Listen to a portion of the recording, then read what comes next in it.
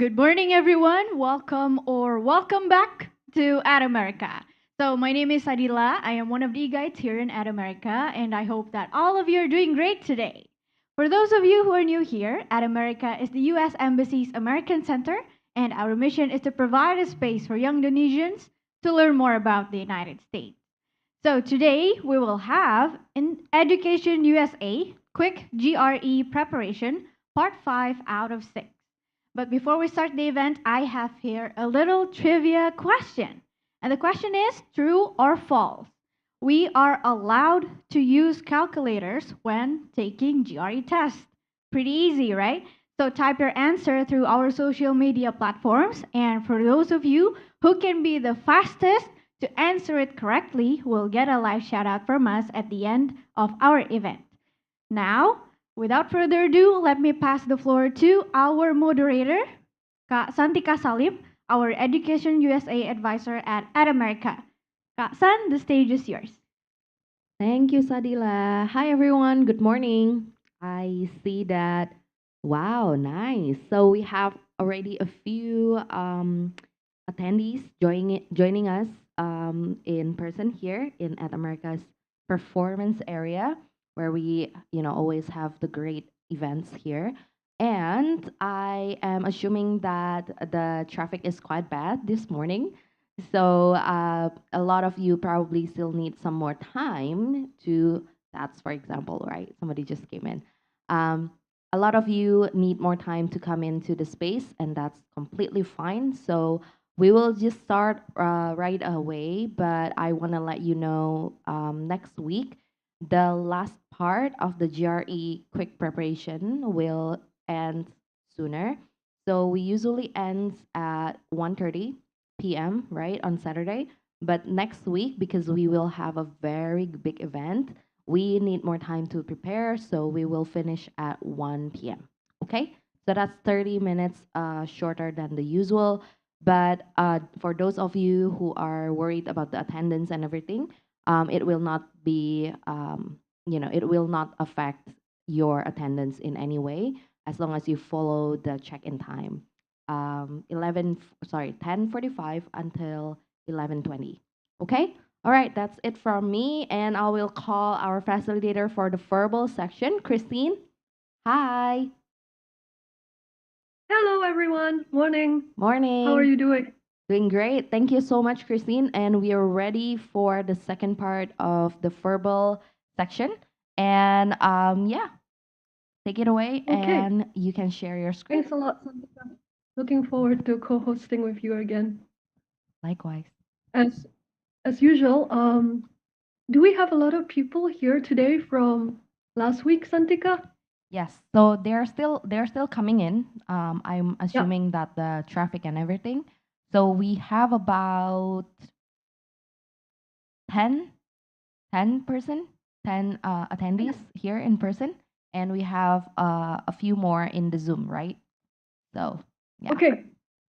Great. So, as it's early morning for everyone and a Saturday, I think you need to help me and Santika to engage everyone, each other. So please participate as much as you can. Also, because it's a challenge for anyone to talk for 2.5 hours, so I will appreciate hearing your voice over my own going on and on for 2 hours. So we have metaphorical vouchers for you if you talk. They are not real vouchers, but they're metaphorical Janji Jiwa vouchers, right? As usual, Santika. We will maybe give them out for real one day. So this is the second session of the GRE Verbal. And I think we can start by doing an overview of what we did last week and what we're going to do next week.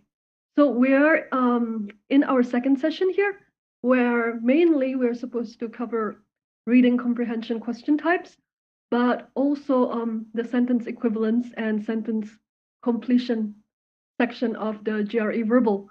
Last week, we mainly talked about how to close read as a tactic that can really help you to conquer most parts of the GRE Verbal if you know the right strategy towards reading and what the expectations are in terms of how closely you read a text for the exam. Next week, we're going to cover analytical writing, the argument essay and the issue essay. As Santika mentioned, it'll be a shorter session, but hopefully for next week, we will also have time to go back to reading comprehension if we don't have enough time today. So great tech-oriented news is that I can actually see the Zoom chat. Yay, Santika, it's working so great. Hi, Bhakti Arman. He won the Janji Jiwa metaphorical voucher last week, so I think he will win it again this week. Hopefully he will help participate. Okay. It's really odd too because I make jokes all the time, but in this case I can't see your reaction, so I assume they're all really bad jokes. Put up with me. Anyway, here is a breakdown as to what the GRE verbal consists of, right? And from this breakdown, I think you have a copy of this presentation with you. You will see why we spend so long talking about the RC. Because if we look at the breakdown, we see that most of the question types are actually concentrated around reading comprehension in comparison to sentence equivalence or text completion. The thing is that I would not recommend seeing them as separate sections because they are all testing the same thing pretty much, right?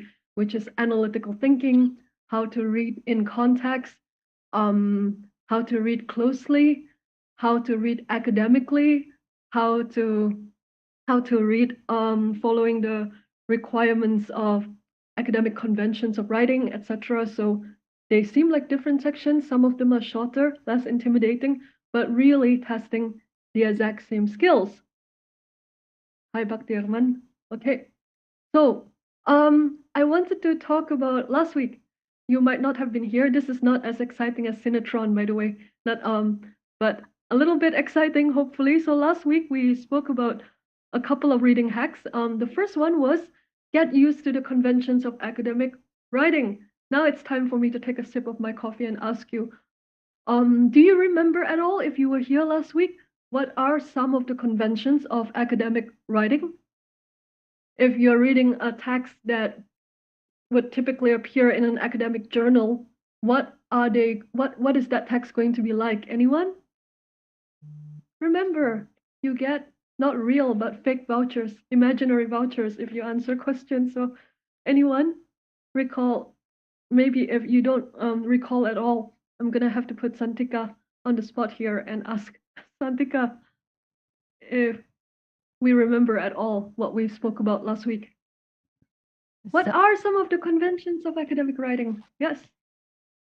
I'll drop one clue. I think we have like three items. One of them is like the subject, right?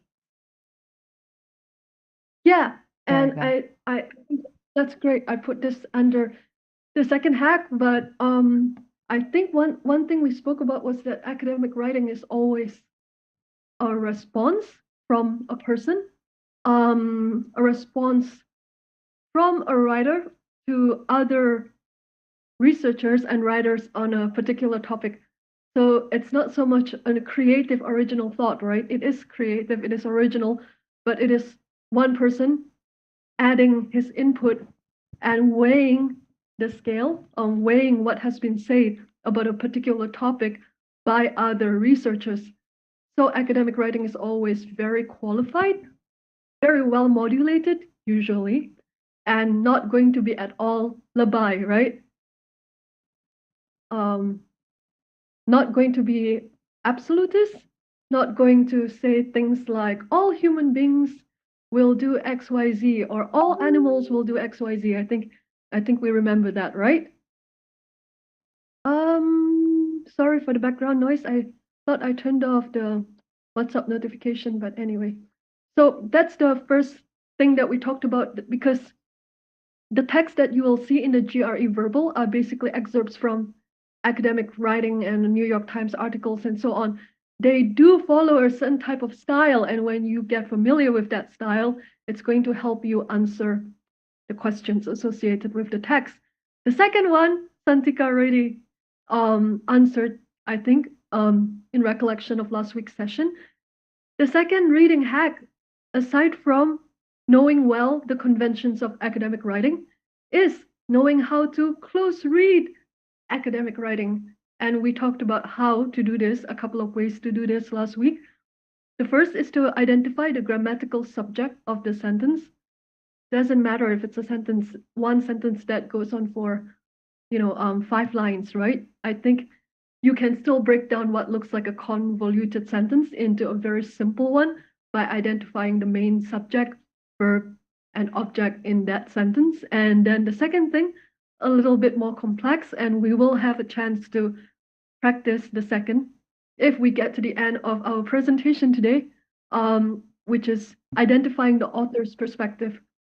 Because remember, academic writing is one guy adding his little bit of input on a topic that has been written about by a lot of researchers before him, right? So his task is to sort through what opinions he would like to resuscitate and where he stands in relation to the opinions that have been given on a particular topic before. The third reading hack, which is what we're going to talk about today, is look for clues in context. What does it mean, clues in context?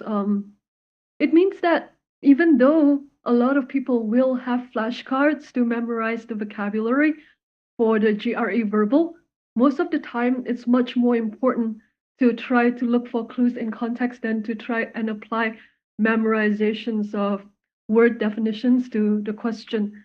I think we see that very well in the sentence completion section of the GRE verbal. So that's probably going to be the first thing that we talk about today. Aha! I added this box, by the way, but I sent you the handouts before that, so there are slight differences between what you have and what's on the screen. Apologies for that, but just slight differences. I said aha because we're looking at a text and it means that I get to drink my coffee and you get to read. Any volunteers? We cannot depend always on the guy who plays the piano, right? Right? Bakti Right. Arman, but if nobody is volunteering to read this, it might have to be Bakti Arman, right? Anyone here wants to try to read it? Nope, too early. Thank you. Too early for them. So I think, oh, I see my advisee here. I see Megandara and Nabila in the Zoom. Nice. Anyone want to So volunteer? Raise your hand in the Zoom if you want to volunteer to read this. Or Christine, you can do what you usually do. You can just call them up. oh, I can pick victims, right? Yes. That's very fun. Okay, I'm going to pick on Happy Only if they're ready. Vidyasari. Oh, Happy Vidyasari, Bhakti are Arman you and ready? Carl wants to volunteer in case sorry, Okay, who are you calling just now, Christine? I was calling Happy, but we can go back to Happy for the next one. Oh Let's yeah, go with sure. okay. Bhakti Agman, piano guy, ready for you. Can we unmute Bhakti Arman right now? Unmuting. Oh, I'm not a co-host yet. Oh no. I'm just gonna stop share for just one quick second, okay? Because Right. I'm very sorry for that, but I think you will be getting ready to turn on the microphone and so on. I just wanna mute the WhatsApp notifications. Yep, take your time. And I'm already a co-host. Thank you, team. And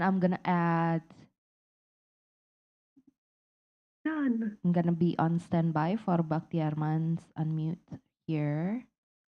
So we have two Bhakti Arman here. Bhakti Arman, I will unmute you with the profile picture of playing piano. Unmuting Bhakti Arman right now. Hi, Hi, good Hello, do you morning. actually play the can you hear piano? me? That's Hello.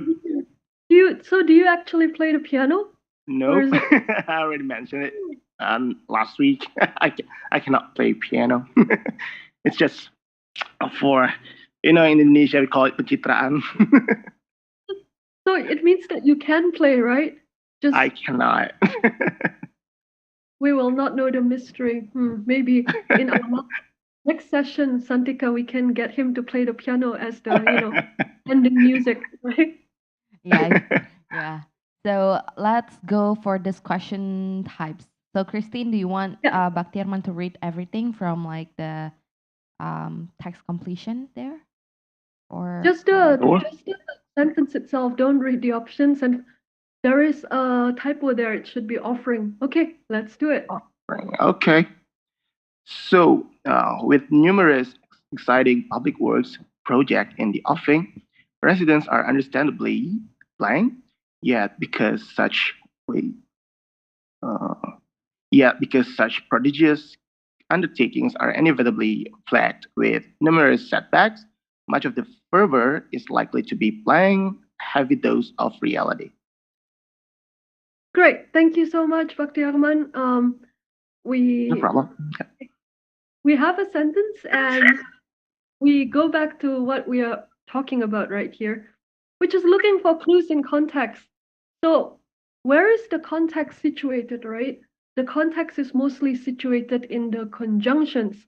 What are conjunctions? They are words like however, yet, but, and so on, right? So with a conjunction in use in a sentence, what you see is kind of like a plot turn, like a plot twist, not exactly, but the shape of the plot can be seen, right, in the conjunction. So a sentence is like a mini Cinetron series, mini series, right? In a sentence, there is a story, and what the story is and where it's going, you can see in the conjunction.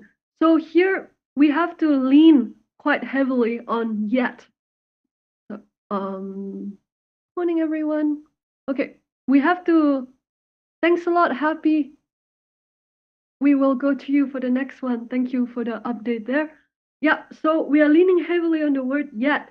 In the first part of the sentence, we see with numerous exciting public works projects in the offering.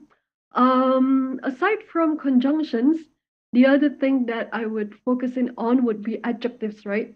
In this case, exciting, correct? Exciting, is it a positive word or a negative word? Positive word, obviously, right? Exciting is a good thing, like this GRE verbal is extremely exciting. No, seriously, it's gonna get exciting. So if it's a positive word and then there is a yet, something turns negative, correct? If something is happy, positive, bright, exciting, and then there is a yet or like a but or a however, then you know that um some diffusion of the happiness is happening next or of the excitement. So that's already a lot of context from focusing on the conjunction, on the adjectives which are being used, maybe situating what the subject of the sentence is. It helps you so much, right, to pick blank one and blank two. So let me ask about blank one. What would you choose? Happy? Perhaps we can have happy unmuted now for blank one. This is Happy Vindyasari. If the host, Vidyasari. Thanks a lot, Santika.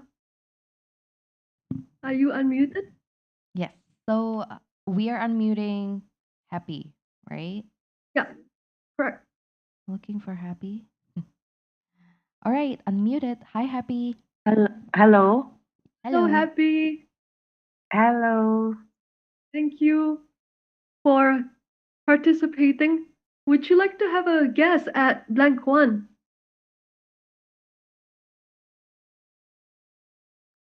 Sorry, can you repeat?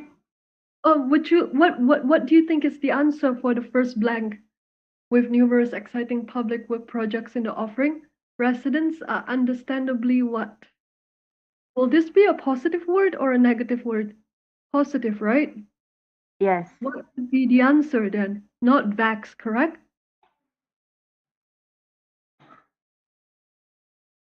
It's not going to be vax because to be vax, that basically means that you're kind of annoyed and maybe a little angry about something.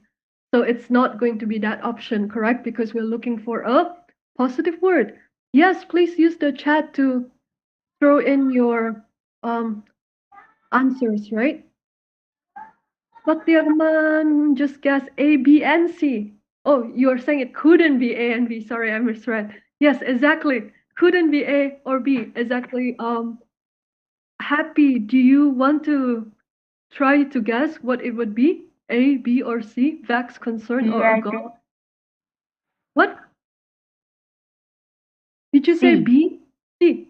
Excellent. Can you tell me how you reached that conclusion? Why is it C?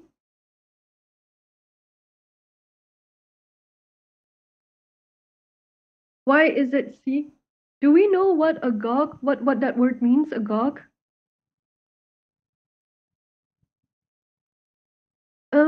Anyone?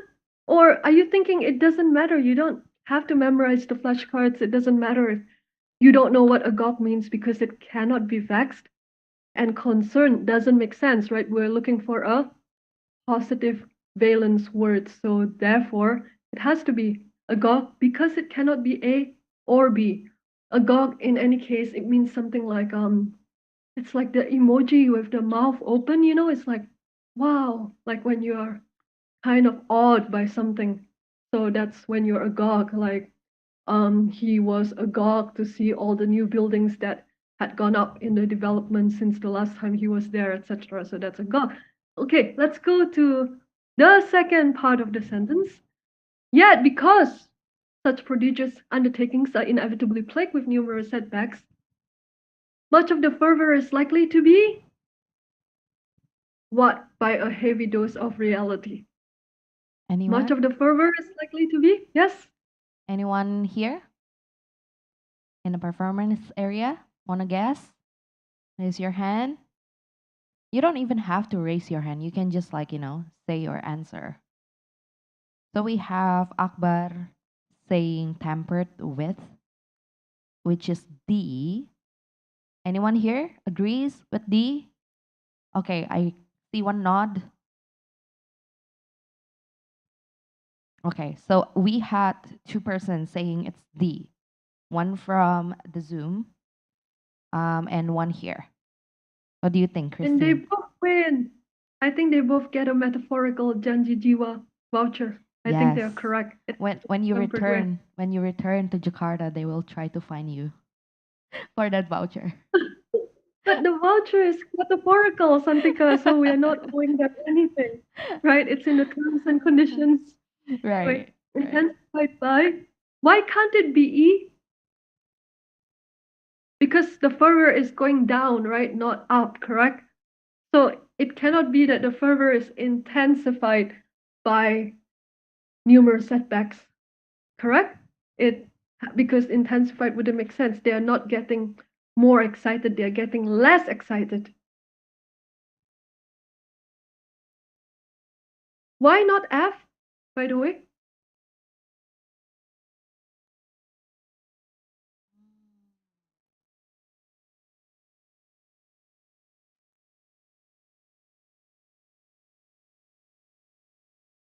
What's a synonym of tempered? I always think of the word temper in terms of vandalism. I don't know why, like the boy tempered with the car in an attempt to blah blah blah, etc. Or so tampered with is like ruining something a little bit, correct? I agree. To yeah. So one, the word precluded, it means exclude in a sense. Does it make more sense in blank two for the fervor to be ruined or to be excluded? I guess to be ruined, right? It's also interesting because often there are so many clues in these sentences. The writers are quite good if somebody created these sentences because sometimes you can see a synonym that is, or not quite an exact synonym, but the word plagued. If you see the word plagued in the second line, inevitably plagued with numerous setbacks, plagued and tempered with, are they synonyms? They're not exactly synonyms, but one is like the sense of being haunted by something, and the other is the sense of something being ruined. And there is a kind of echo between plagued and tempered with, much more so than between plagued and precluded by, because both plagued, and tampered with gives you a notion of the extent of something. It's not an absolute. Precluded by is like absolute. Basically, that thing is excluded for you. Precluded is absolute, but tampered with and plagued with, both kind of describing an action that goes on for a certain extent, but there is the sense that it's a certain extent of something being ruined or something being haunted by numerous setbacks, etc. Boring, boring, boring. But I think you get the point. However, I hope that there are so many clues in these text completion sentences. The clues again goes back to the point, right? Which is that you are being tested on looking for the answer given the context that you're given in the conjunctions being used in the adjectives and so on. Let's take a quick look at preclude, because whenever we do these sessions covering text completion and sentence equivalence, I like to talk about root words, because the English language is so interesting. First of all, it's interesting, why did it become the language that is the international language, right? But it's interesting because it's a mix of Germanic Saxon roots and Latin, right? So if you study any other Latin languages, you will see that there is quite a huge overlap between words in other Latin languages like Spanish, French, Italian, etc., and English. It doesn't matter, but the point is that I would highly, highly encourage you to Google GRE root words, right? ROOT root words. Go Google this and try to memorize as many as you can, not of words, but of the roots, right?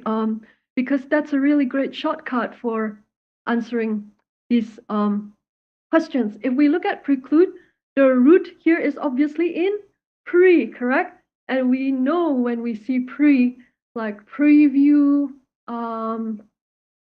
what is another word? Preview, preclude, preempt, like to preempt something from happening. Precept, maybe a precept.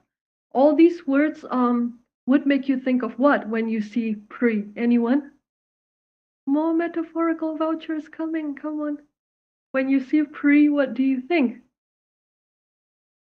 You think, hello. Before, Vineza, pre, before, excellent, before. Thank you so much for the participation. It makes me so excited, you have no idea. So appreciate it a lot. Very good, before, exactly. That's why you have preempt. What does it mean to preempt? Like Santika preempted me from being late by reminding me, at a certain time that we would meet soon, for instance, or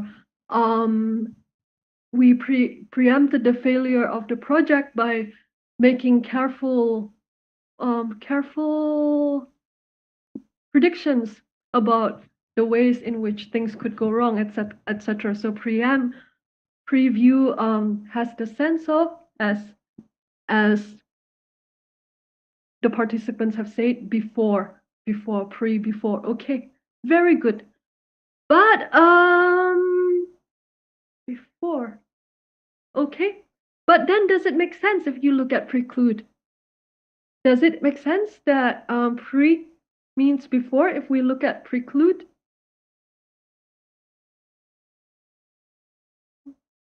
Does it? Any thoughts on this? If we say preclude, does before as the root definition in the pre explain to you what this word means? Preclude, if we look at it, actually means to prevent something from happening or to make something impossible. No, Severino Utomo, it doesn't. You're right. Let's see, yeah? Because preclude, the best use in a sentence could be like, his promotion precluded him from achieving a work-life balance, right? In that sentence, his promotion precluded him from achieving a work-life balance, or a work-life balance. A work-life balance was precluded in his promotion, in such a in such a sentence, the word preclude would indicate that something becomes impossible for you, correct? Then how come it's pre? Any thoughts on this? I know I'm sticking a while on this, but it's going to be important. Any thoughts on what else pre could be aside from before? That's what you said, right? You said it's before.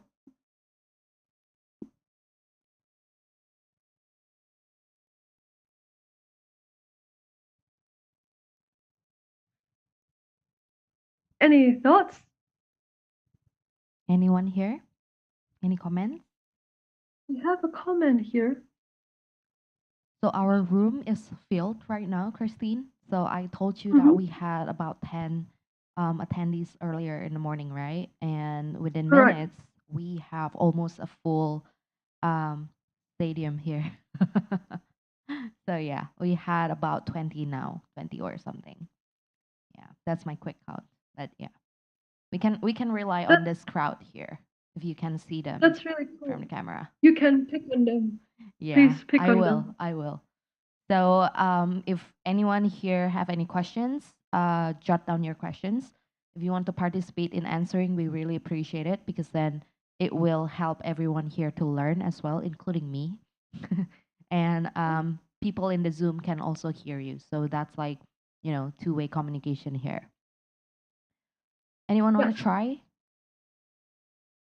Christine, do you have a question for our audience?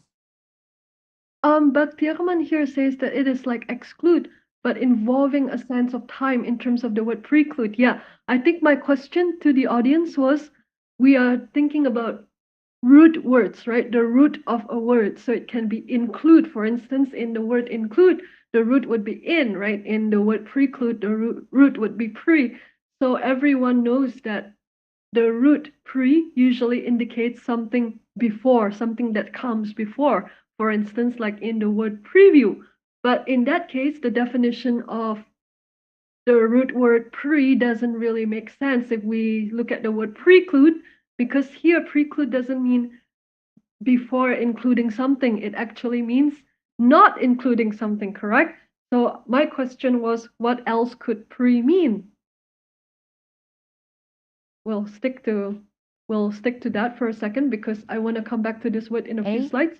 But okay, but since we have like 50 slides, let's go Wow. to the next one for a second. So we With have we have someone answering A, Christine, in the audience here, Oh, answering A right? A, right? You're like doing the sign. for the second blank. No? For the Oh, another what? meaning of pre is no. That's what they say. It's no. Yes. As in like it would work kind of like the pre-root. Well, it's kind of like the root word anti, correct? Anti is kind of like no. Yes. That's So that's a yes. exception, exception, interesting. Any other words you can think of with pre as a root that means exception? Anyone?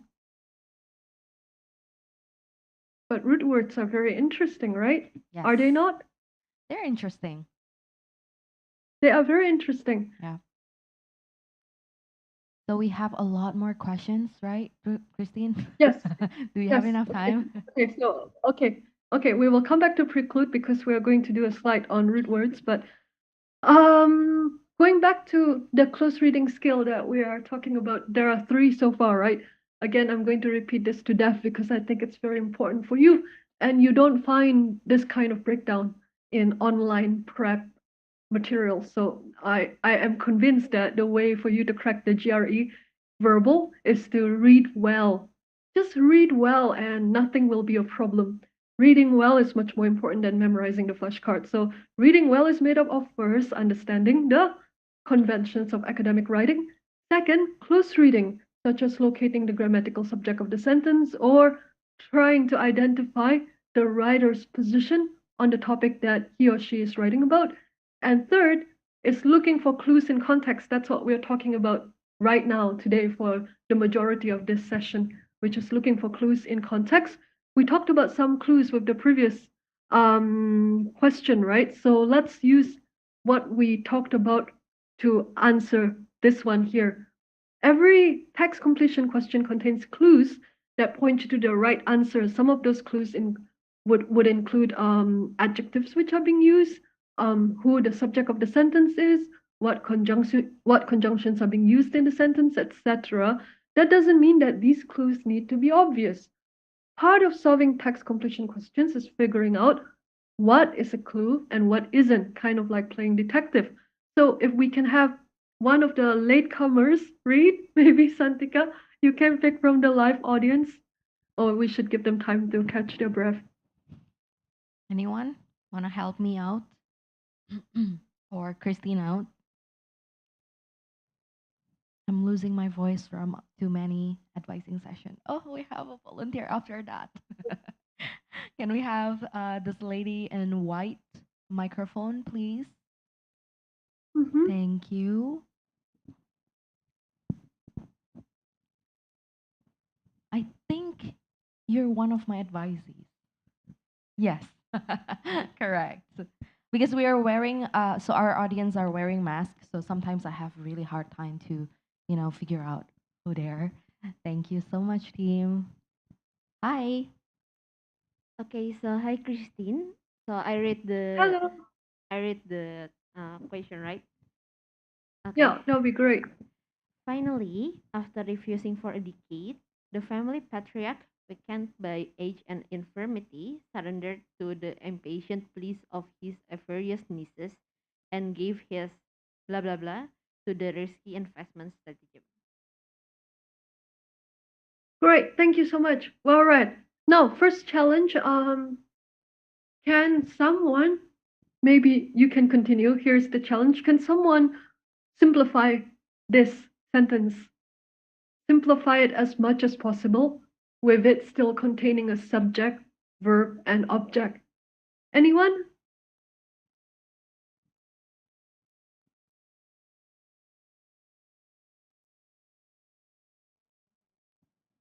Okay, maybe I will continue. Maybe we can deduct some of the commas, the sentence within the commas here.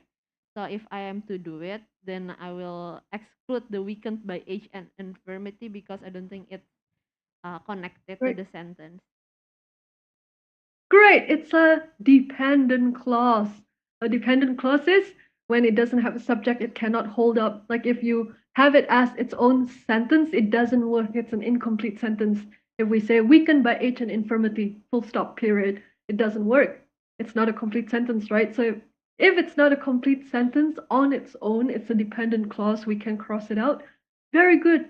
What is your name again? I'm sorry. What is your name? Yeah, I haven't introduced myself. My name is Aulia. Aulia, Yeah. right? Yes. Hi, Aulia. I'm Hi, gonna Christine. put you in the group of people that we will pick on. Thank you. Thanks a lot as well. Okay, so you're going to take out weakened by age and infirmity, right? So, what is the simplified sentence? I think we have participation from the chat. Finally, hi Severinus, thank you so much. Finally, the family patriarch surrendered and gave his blank to the risky investment stratagem. Very good. That's not bad at all. I would also do the family patriarch surrendered to his nieces. That would be how I would simplify it. Family patriarch, subject, main verb, surrendered. Surrendered to who? Object, avaricious nieces. That is how I would simplify it. But sometimes simplifying that doesn't give you a clue as to this part of the blank, or does it? Maybe it does, because avaricious nieces, the adjective avaricious tells you that the nieces are greedy, right? So gave his what to the risky investment stratagem.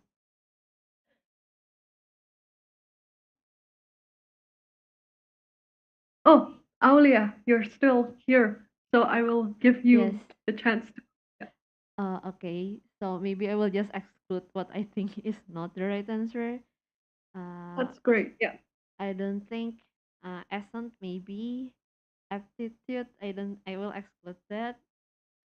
Disinterest exclude because he will give it anyway.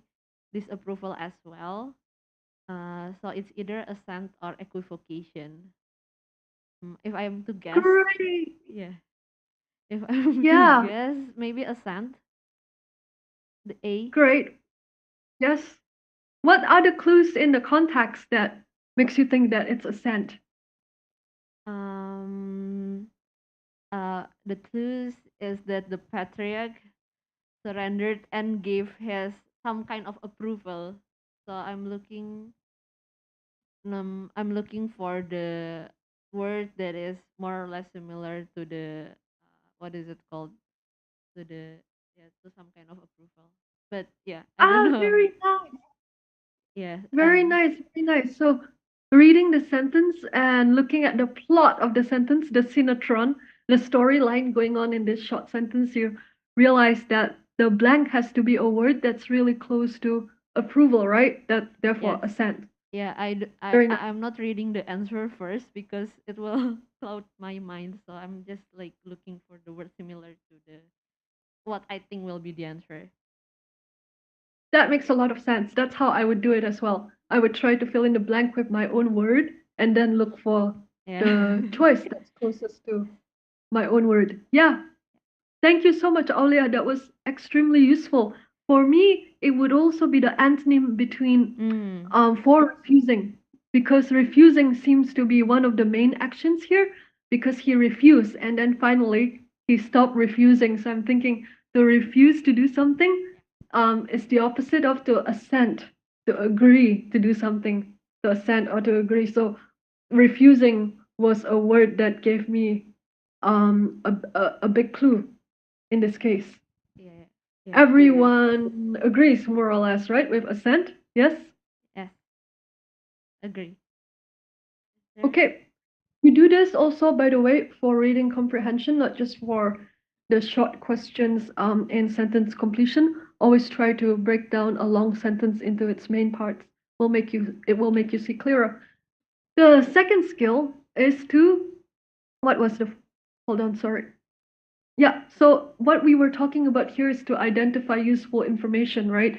And for me, that useful information was what's the main thing happening in the sentence. For Aulia, the useful information was, I guess, that he surrendered, so he agreed to do something. He agreed to do something finally, and the word assent was closest to agree. Basically, identify the useful information. Pay attention to transition words. We already talked about this. Transition words, another way of saying conjunctions, right? So just gonna move a bit faster, so I'm gonna read this myself. When first introduced by senior management, the new boss was viewed as a figurehead at best, but after months of watching him shake up the office hierarchy and double productivity, even the most blah of his employees was astonished at what he was able to accomplish. Again, there's a synetron. At first, people were doubtful, and then people were not doubtful, right? That's more or less the plot line. What is the transition word here?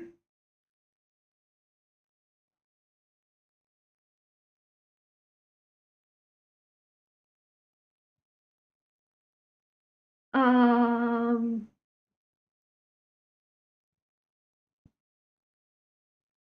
anyone? Anyone here? I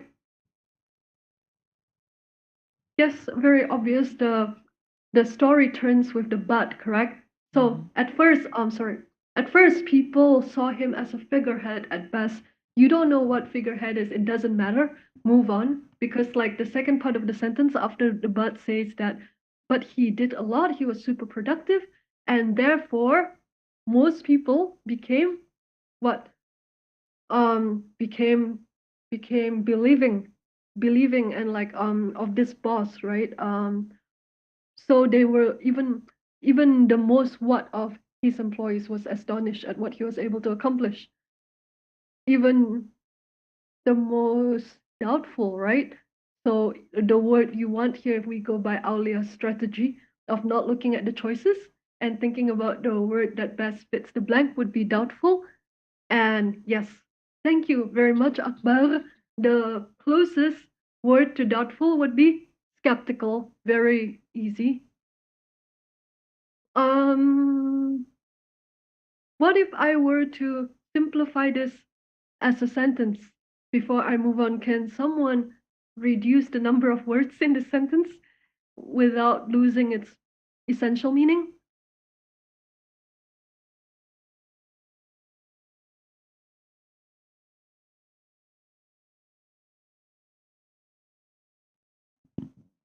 Anyone here? If you want to answer or try to talk to Christine and let everybody knows, then I will have Alia to pass the microphone to you. Anyone here? Maybe on the right hand side from me, since we have okay, we have someone here. All right, thank you. Hello, I'm Daniela. If I Hi, will, Daniela. Hi. If I want to simplify it, I will just choose after months of watching him, blah blah blah, and double productivity and etc. And his employees was astonished, and Yeah, that six six words, I guess, to simplify it. very good. Thank you so much, Daniela. That works. I'm more so than there is a more so than the right answer. There is no right answer here to simplifying a sentence. I just wanted you to get into the habit of doing this automatically in your head whenever you're reading whatever it is that you're reading. Okay, next, so pay attention to transition words. The third skill is vocabulary, not as memorization, but as understanding the context. If you understand the context, it'll give you some clue as to what the vocabulary means, right? Because the GRE really doesn't care that you can memorize. It's not a test of memorization. Um, it is looking for you to understand how to deploy vocabulary in a much more subtle way. That's why when you are doing the flashcards, more so than memorizing the dictionary meaning, which only comes in useful for sentence equivalence and not even thoroughly so, it's better if you can look at examples of those words being used in context. So let's move on a little bit to sentence equivalence. Any volunteers? So I can drink more coffee. Just read. And if there is, if there no one is volunteering, how about Catherine? Catherine Priscilla. Catherine Priscilla is someone in the Zoom audience. Catherine. Catherine, are you Priscilla. ready? I'll try to unmute you if you're ready. Thanks a lot, Santika. You're welcome. So let me try. Catherine, are you there? Unmuting Catherine. Hi, Hi. Catherine. Hi. Hi. Hello. Hello, hello, sorry. I don't know, I cannot unmute myself. Yeah, so I'll do the unmuting because that's the setting in our Zoom. But you can, so if anyone is being called by Christine in the Zoom chat, in the Zoom, you can just say that you're willing to volunteer in the Zoom chat box and I'll just unmute you right away. All right, Mhm. Catherine, can you help us read the question? Thank you. Yeah, sure, sure. Okay. To combat the tension between conquered and conqueror that seems to inevitably spark revolution, the Roman Empire adopted a practice of blank, attempting to make all conquered nations Romans. Great. Thank you very much. Do you mind continuing? Could you perhaps um, venture a guess as to the right two options for the answer? Because I Mm-hmm. guess we know for sentence equivalence you're choosing two choices, right? Which are close synonyms of each other. So once you have identified one choice, you look for another word that's closest in meaning to the word you chose. Okay. Okay, let me digest this first. Okay. Yep, it's hard to read and understand at the same time, Mm, to read out loud.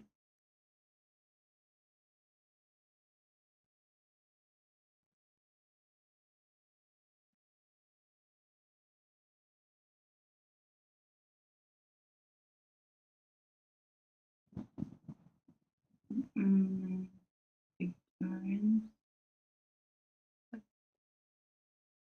So sentence equivalence basically just got to.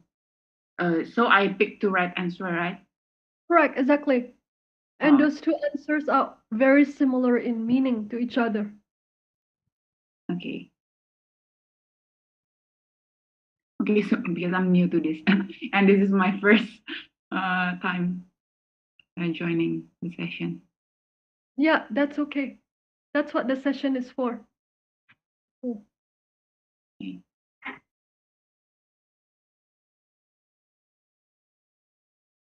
For me, this one is a little tricky because I almost want to go in the direction of choosing hegemony, which is a word on the right side. You see the definition of leadership or dominance of one group over another. Okay? But then I think to myself, is the sentence talking about domination rather? Or is it talking about making everyone the same? That's the tricky part.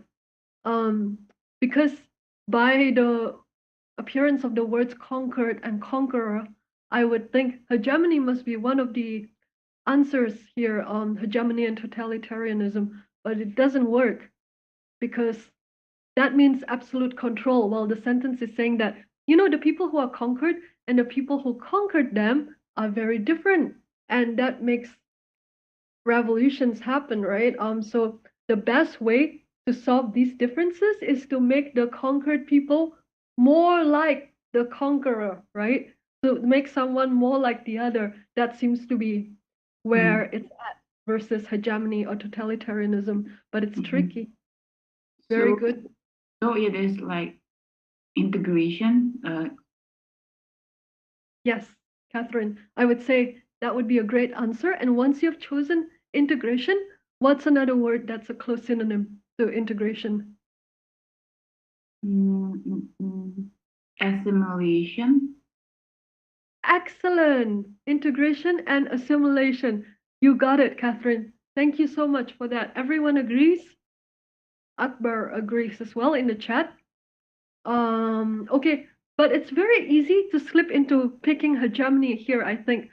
So please never choose the answer that seems like it can work.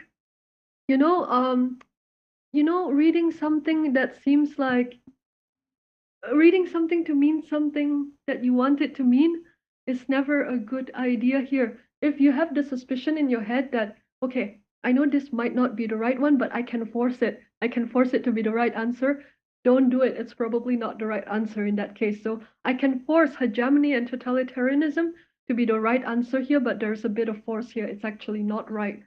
So thinking through it more deeply, you would see exactly what sense the answer choice is supposed to capture.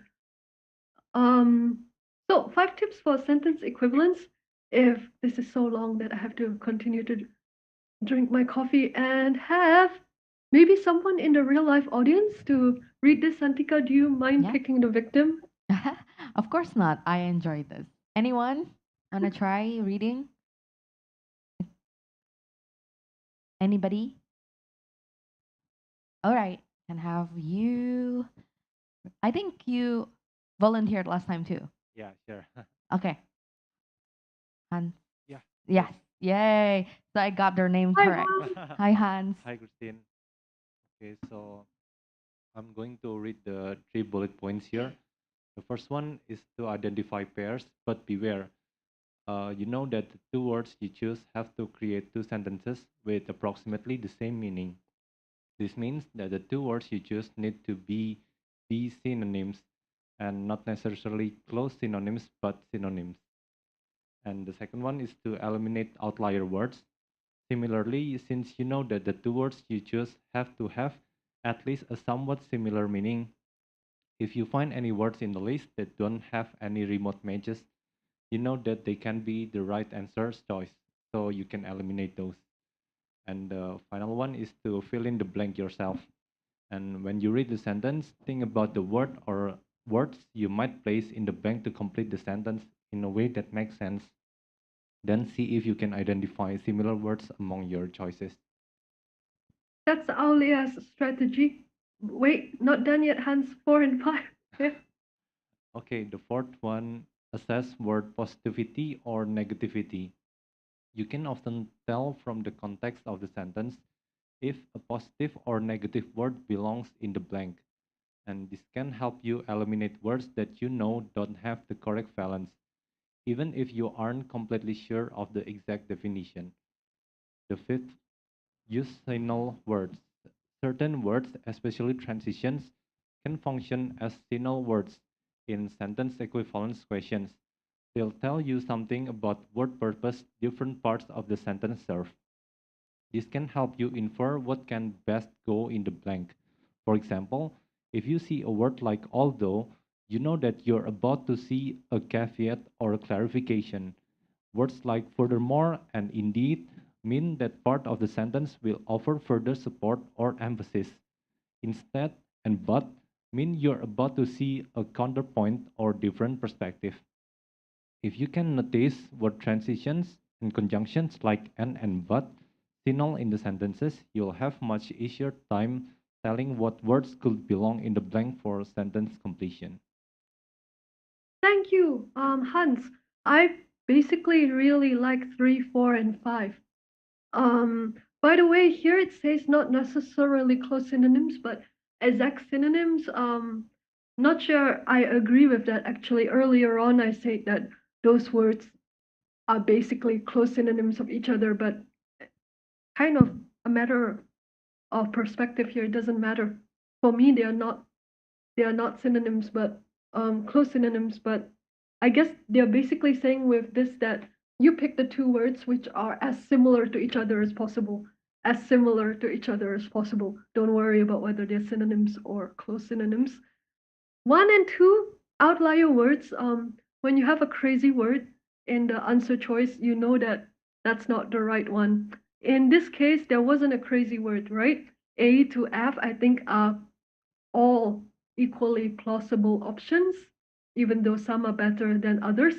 Sometimes, though, you have an outlier word, and then in that case, you know it's not the right answer. But two is tricky because sometimes something that seems like an outlier word is actually one of the answer choices. Three, four, and five, though. Three, the Aulia strategy, fill in the blank yourself in your head.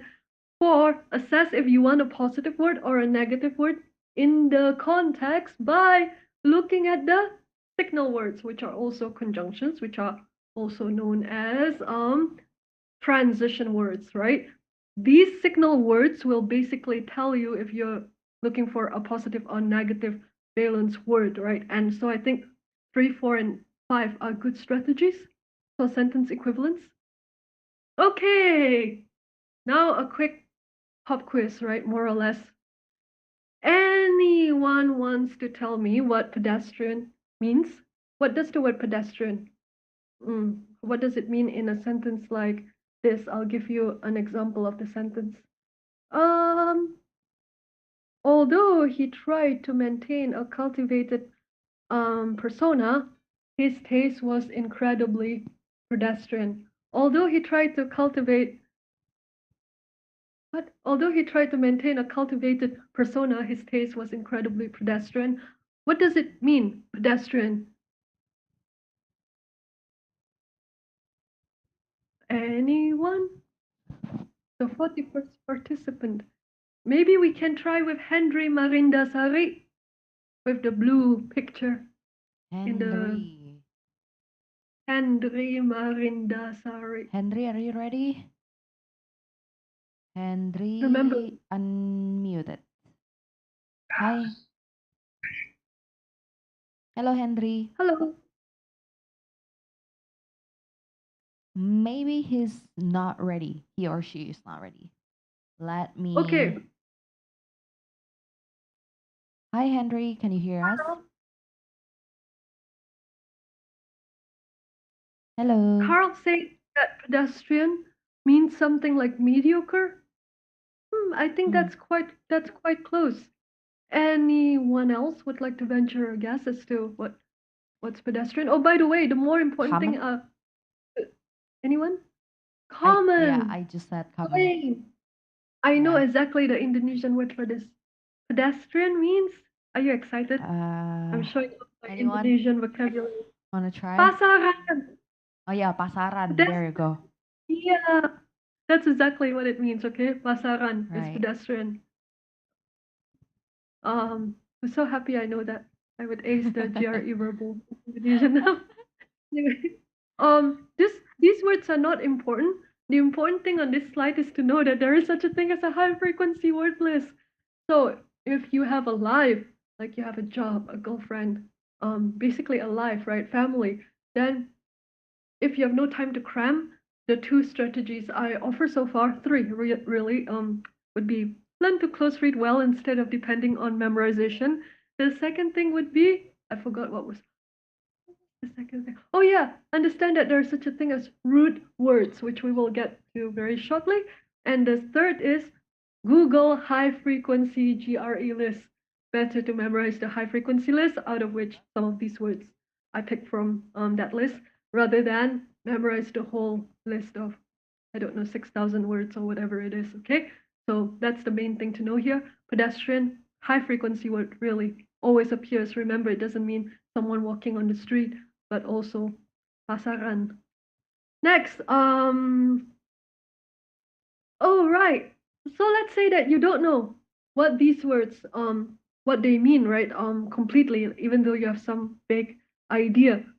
Where are you getting the vague idea as to what homologous means? You know, how do you know what it means? Because you're probably looking at homo in homologous and knowing that it means the same, right? And then you venture a guess there. So this goes back to one of the hacks, if you're out of time, root words, right? Anti in antecedent means anti, before or in front. Uh, pedestrian, pede means the foot. So why does something meaning the foot? How did that come to mean something common, ordinary, pasaran? Maybe because it's that would be interesting to find out. I actually don't know what's that association between walking on foot and something being common and pasaran.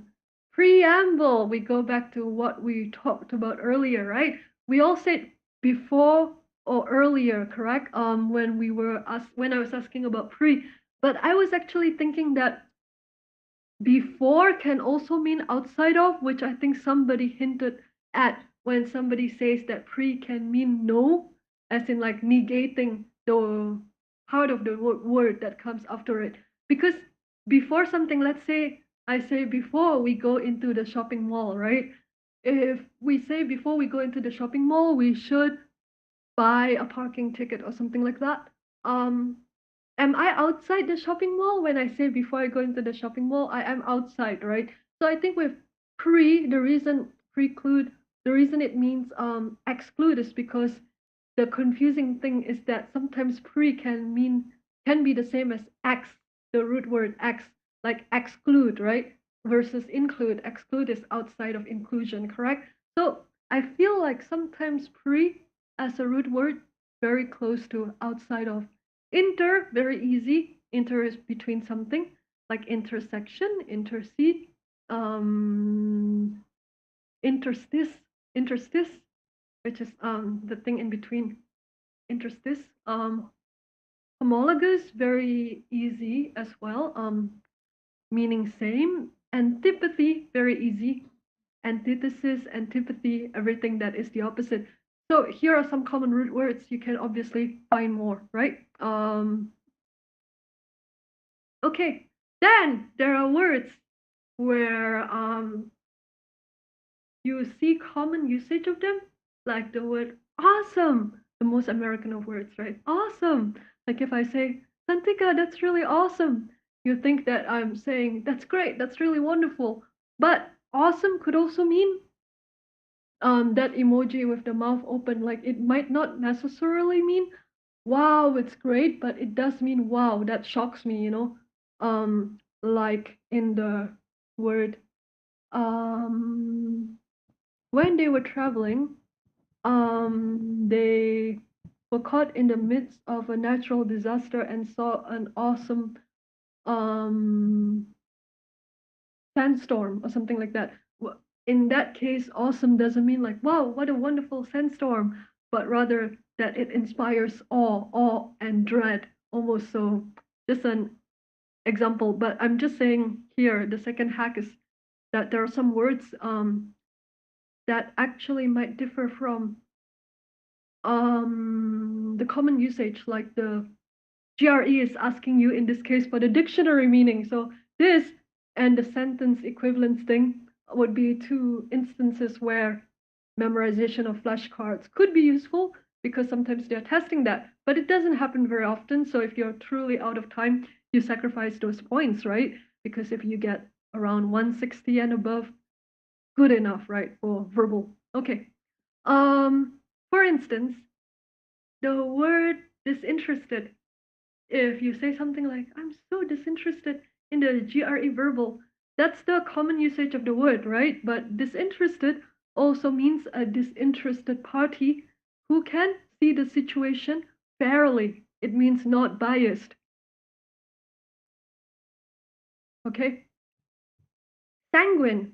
We always think about sanguine as like something bloody or violent because sang, S-A-N-G actually means blood, one of the Latin languages, but actually this goes back to the Renaissance theory of the humors, like the parts of the body affects like your mood, you know. I think it's also the same theory in traditional Chinese medicine. So in that case, I guess the association is if you have enough blood or something in you, you're optimistic or positive. So sanguine doesn't mean bloody, but optimistic, positive. The important thing, again, to note here is not the words you're seeing on the screen so much as it's important to note that sometimes they are trying to trick you by asking you to pick the dictionary definition of a word instead of our common usage of that word. Does it make sense? Okay, now I have to drink coffee or water. So we will get someone to read vocabulary hack 3, and that someone will be David Tinambunan. David Tinambunan, are you ready? Remember Santika's um, suggestion earlier. If I call on your name and you're not ready, just type not ready. If you're ready, just type ready and she'll unmute. Oh, I think David is not connected to audio, right? So can we try Zahro Fatoni?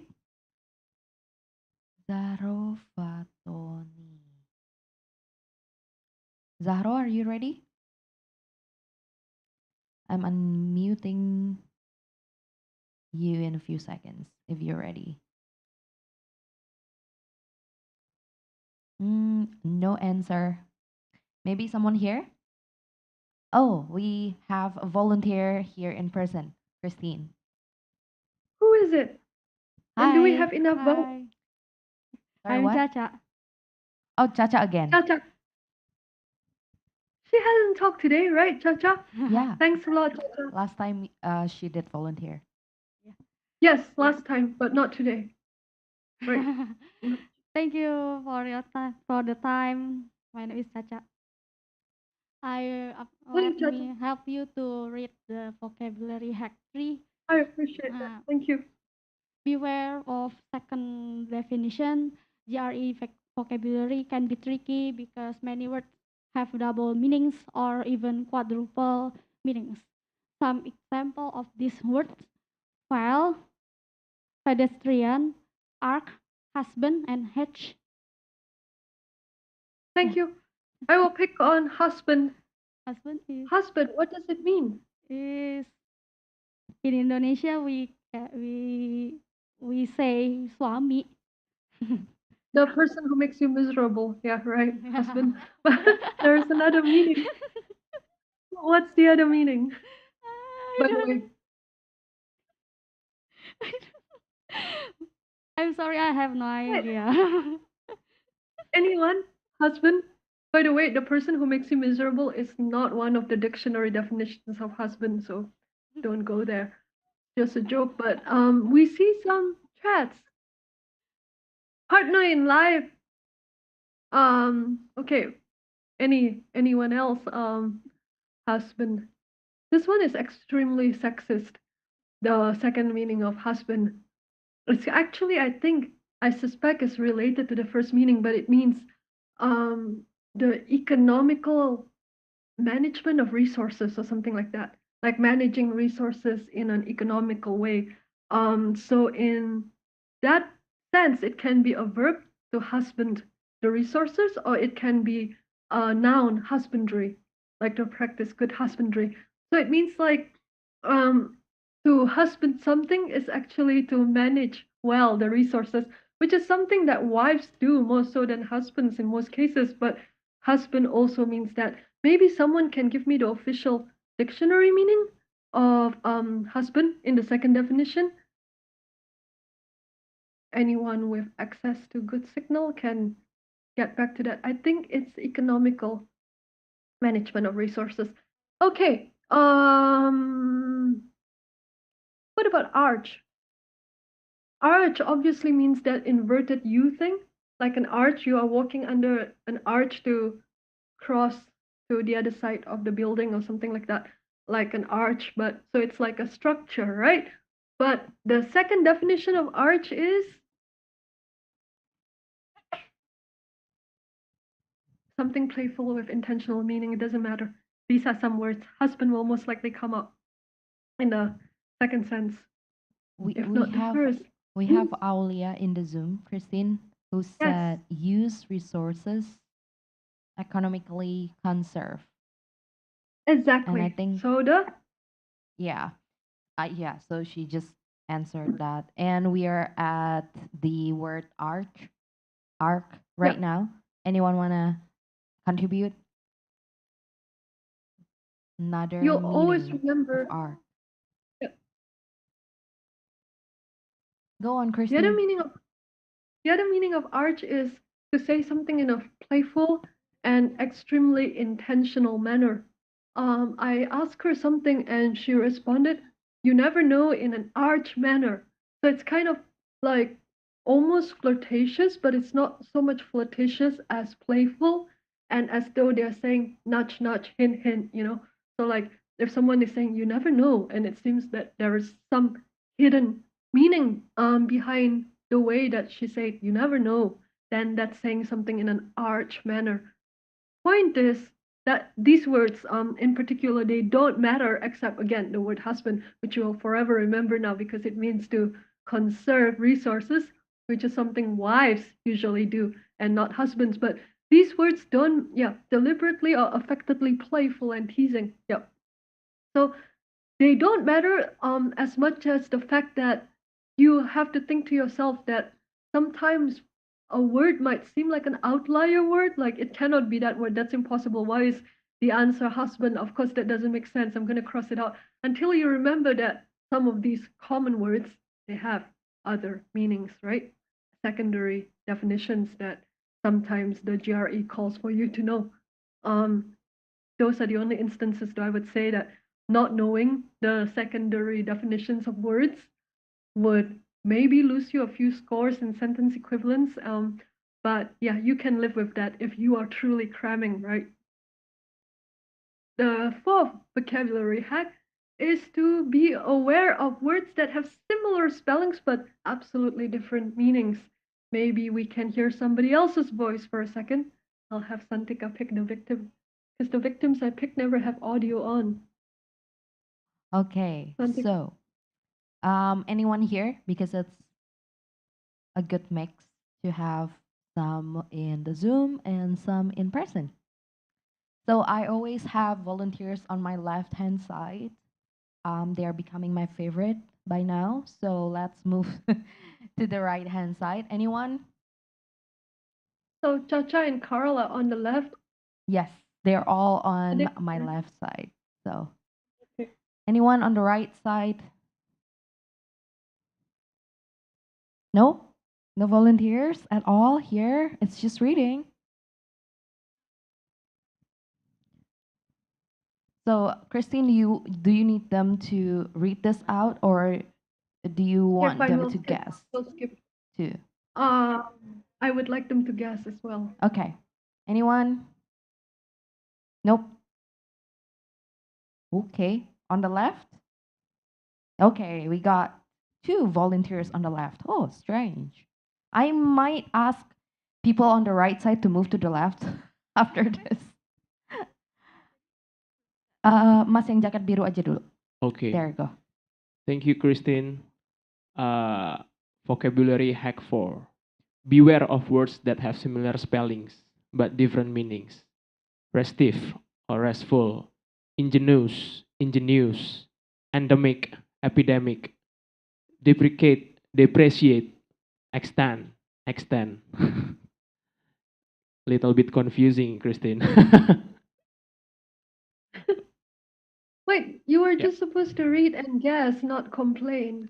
Okay. Okay. I think. Let's start with endemic and epidemic. I think we know that now because we live in Yes. the post-COVID era, right? Yes. Can you tell me the difference between endemic and epidemic? Yeah, I'll try. Endemic is penyakit ya, we call it penyakit, but in one specific region, I think is we call in the endemic. Kalau pandemic is for the global exposure, but with endemic we can go to the specific region of sick. What about Yeah, epidemic in virus. that Yeah, case? I a little bit confused, Christine, but I thought that endemic is virus or something that hacked to one countries or one region, or it's epidemic. Yeah, I know that. Yeah, I think that's like endemic. So would be the antonym of pandemic, right? So Yeah. if a pandemic is something that happens everywhere, like an endemic would be something that happens in one area. Yes. What about an epidemic? Epidemic. Epidemics. I know epidemiology. Epidemiology is a person who research the correlation between habits to the sickness or to the human sick. So I think epidemic is a knowledge that connect between habits in humans to the sickness of humans also. Maybe that epidemiology or epidemic. That's my guess. I don't know it's true or right. It's right or false. Sorry. Yeah, COVID vocabulary is so confusing. So, epidemic would be the spread of a disease, and endemic would be a disease that's localized to a certain area. Yeah. So, if the sentence is something like cholera was blah blah, cholera was blank to the village of X or something like that. Cholera was blank to the village of X. The answer would be was epidemic or was endemic. One is obviously a noun and the other one is not a noun, right? So it would be endemic because it's Endemic, localized yeah. to a certain area. Thank you so much, by the way. Why are you okay? You're still here. Great. What about restive and restful? This word is very important if you just had a baby. You need to know the word restive.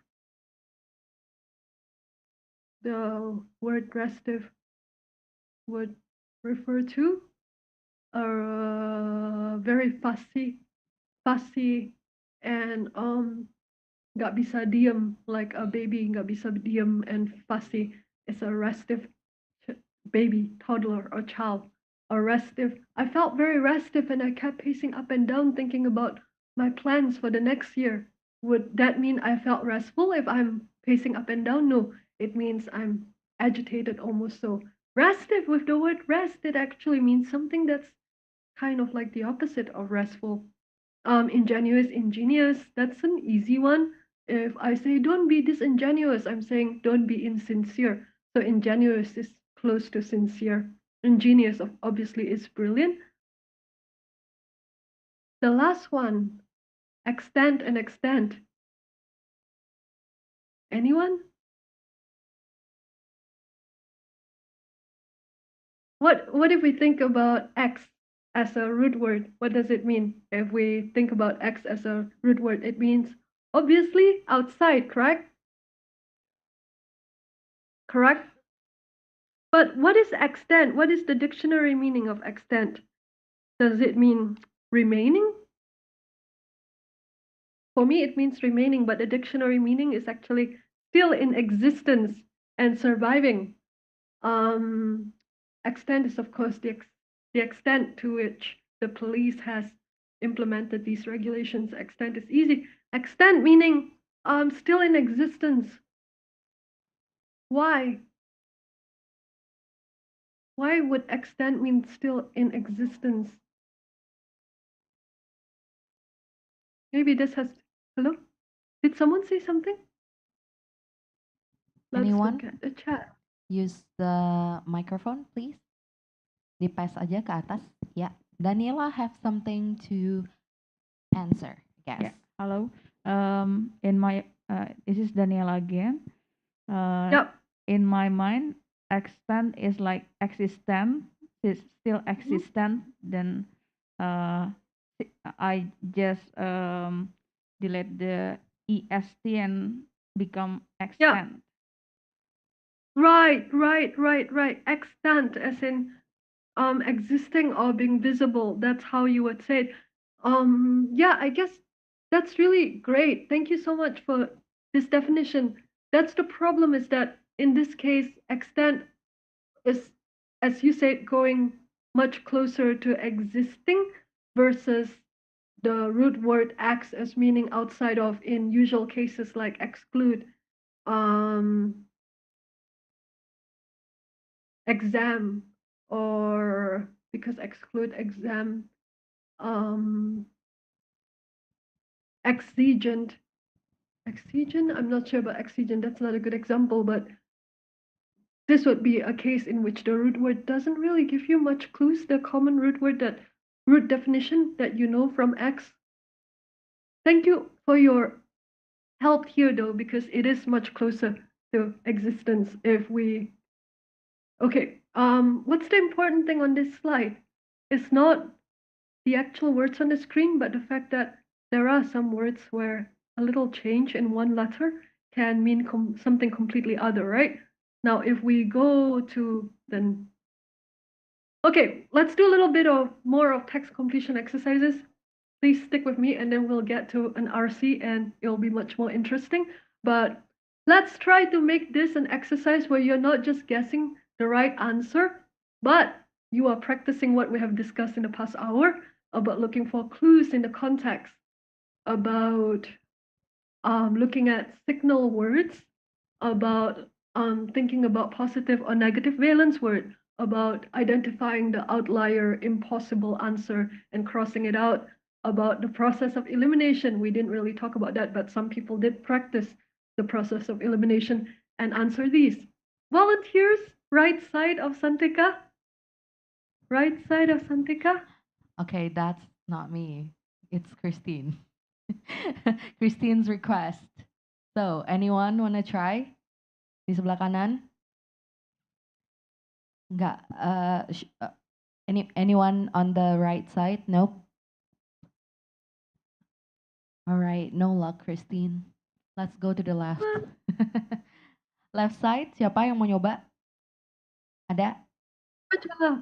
No. So We'll let's just go to get the that. Zoom. Let's pick someone Okay. from the Zoom, Christine. Okay, I will pick my favorite name. Okay, we're going to go with Toinatu Husna. Husna. Husna, are you ready? Is this your advisee?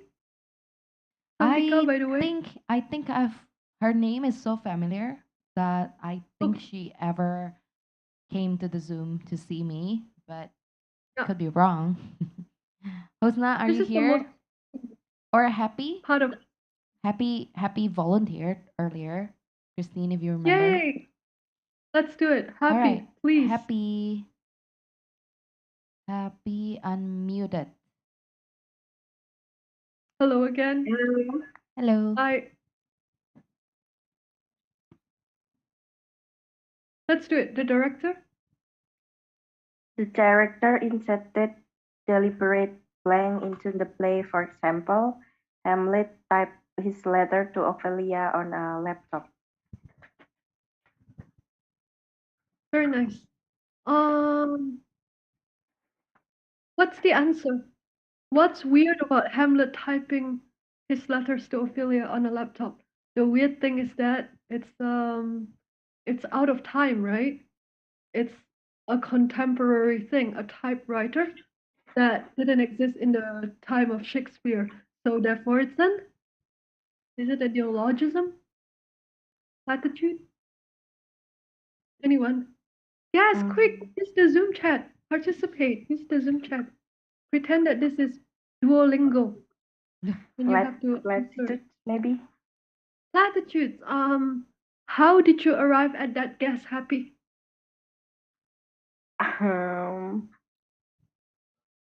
My feelings say so because Okay. What's the main issue here in this sentence that we are given? The director did something intentionally. The intentional thing that he did makes Hamlet not talk or write his letters, but type his letters to Ophelia on a laptop. A laptop is a very modern thing, right? So the director is playing with time. Yes, very good guesses here. Neologism. Neo is something having to do with time because it's new. Anachronism, though, is even closer. It has the actual word time in chrono, right? Chrono is time. So anachronism is the answer. Thank you so much for being a sport, Happy. Do you mind staying on and reading the next one? okay. The number 25. Yes.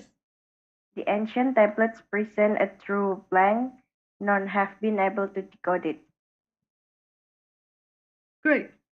No one is able to decode it. Therefore, it's not it's not readable. It's not readable. It's a mystery. It's not understandable.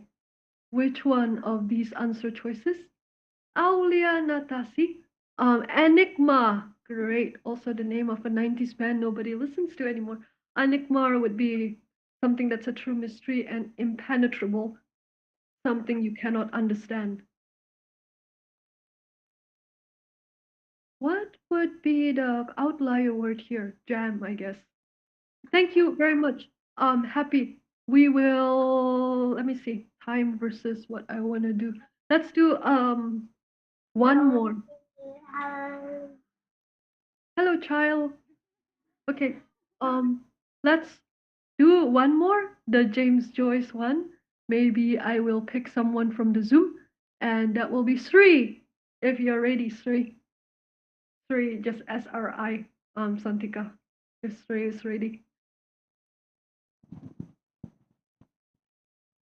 Perhaps Sri is. Sri? Yeah. Sri is ready? Let me try. Sri, let me unmute you. Hello. Hello. Sri? No luck. All right, Okay, let's move to let's go with Severinus. Severinus. Hi, Severinus. Bentar ya. Okay, you are unmuted. Hello. Okay. Hello. James Joyce, the author of many novels, including Lady Chatterley's Lover, saw deeply into the hearts of his characters, but in a life irony as subtle yet piercing as those endured by his characters, he himself could barely lie in the blank text well enough to prove his own galleys. Great. If we simplify the sentence, what is the sentence simplified? James Joyce saw deeply into the hearts of his characters, but in a life irony, he himself could barely text well enough to prove his own galleys. Yeah, very good. Great, great, great, Serena. So you say that you would simplify it as James Joyce saw deeply into the hearts of his characters, right? So the verb that you see as a main verb here would be saw, correct? So Correct. yeah, as a writer, he saw deeply, but it's ironic because in real life, he cannot what? He cannot. Is this just a one answer or more than one? This is more than one, so it's two answers. Sentence equivalence, yeah. Is it distinguish and interpret? Very close. I'm so happy you got distinguished. It would be distinguish and Distinguish is see. to differentiate with the text, right?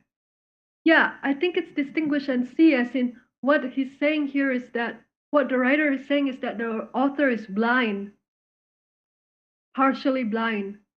Oh. So it's ironic that he can metaphorically, like your metaphorical Janji Jiwa vouchers, metaphorically he can see deep into the hearts of his characters, but in reality he can barely see. So when you're blind, you cannot distinguish shapes, like one square shape is like a circle shape. So distinguish and see in this case. Does it make sense? Does it make sense? Yes, it do. It does. Yes, it Does make does. sense. Great.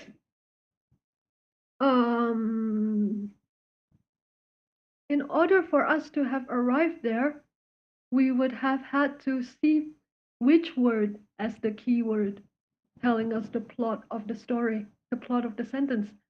I think the key word is not just saw deeply, but also irony. So something about like he saw so well metaphorically, but it's ironic. What's ironic is that he cannot see in real life. Without leaning heavily on the word irony here, you might not see that this is a distinction between seeing metaphorically and physically seeing. Next, Severino, since you're already on speaker, please continue for the next one. Emblematic of the slaughter of the First World War, 60,000 British soldiers died for naught on the first day of the Battle of the Somme. Literally consumed into a stew of blood. And This is simple. Also very Game of Thrones. Blood and? is it carnage? Very good. Blood and carnage, and the other word would be? Is it anguish? No, process of elimination. Remember, it has to be a synonym or a close synonym. So anguish and carnage very far away from each other. Grief and carnage also far from each other. Gore. Carnage. Yes. Yes. Gore. Who guessed gore with me? Yes, we got it. We got that right? The gore Yes, we got and that right. carnage. Okay. Yeah. Also try to take the test on the same day as Bakhtiarman and look at his answers because he's right a lot, or he's looking at the answers. Right. I'm joking. Anyway, next. Um. So sometimes they try to distract you with answers that seem like it could be the answer choices, but they're just trying to distract you. Try to read closely and don't fool yourself into choosing an answer that you're not convinced by. Think a little bit more and look for the precise answer, even if it didn't seem precise at first, instead of the almost right answer, which tends to be not right. Yes, correct. Remember that you're also being tested on your analytical skills. So don't agonize between, is it B or is it C? Don't spend most of your time on just a few questions. This is obvious. Pacing is very important. Try not to panic and try, if you do need like strategies and all that, I would go with the passages containing like 10 questions first and do those first, maybe. But strategies are very subjective. I would do that, but a lot of people would skip that and just do the short ones. Chad. Yes, very good. A Marvel reference has taken place in the Zoom chat. Or maybe it's a DC reference, I'm not sure. Know the GRE format and question types.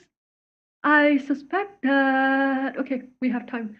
Know the GRE format and question types, because if you know what types of questions appear, you will be more prepared. This is especially true in terms of the RC.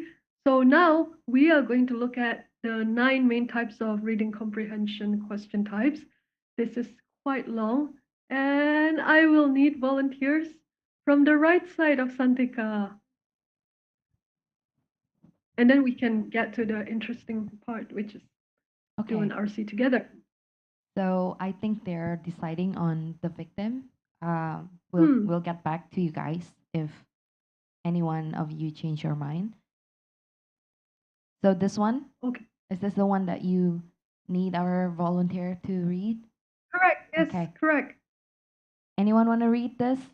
Okay, we have two now. It's working, Christine. Amazing. Can we get the microphone to that side? I think tadi terakhir di siapa mikrofonnya? Boleh tolong dipas ke kanan? Thank you so much. Good teamwork, everyone.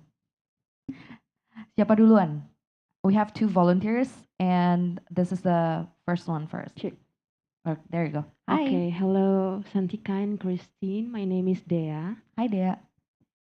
Hi, I will Dea. try to read this one, Santika. Okay. Yes, this one, You're right? going to read 1 to 9, okay, Dea? So Okay, 1 to take a 9. drink of water. Yeah, I will move the slides and you will read, yeah. Reading comprehension question type 1. What is being said question? This question ask the test taker about the main idea or the primary argument of the passage. Ask yourself, what is the argument of the passage? If I were to sum it up in one sentence, example, Yeah. Example, the passage is primarily concerned with blah blah blah. Blah. Okay. I might interrupt you, but thank you for reading. The important thing to know here is that this type of question is not a close reading question, right? But if we go through 1 to 9, you will see that mostly they are close reading question types. For this one, it's just, okay, is this passage about vaccination or is it really more about bacteria? It's not really a close reading question, it's just testing your ability to get the big picture. Okay, please continue there. The second type. Okay, the second type is outer tone question. These are the type of question asking the test taker to address the author's perspective or tone regarding the issue in question. This can be tricky because they are not asking what, but rather how.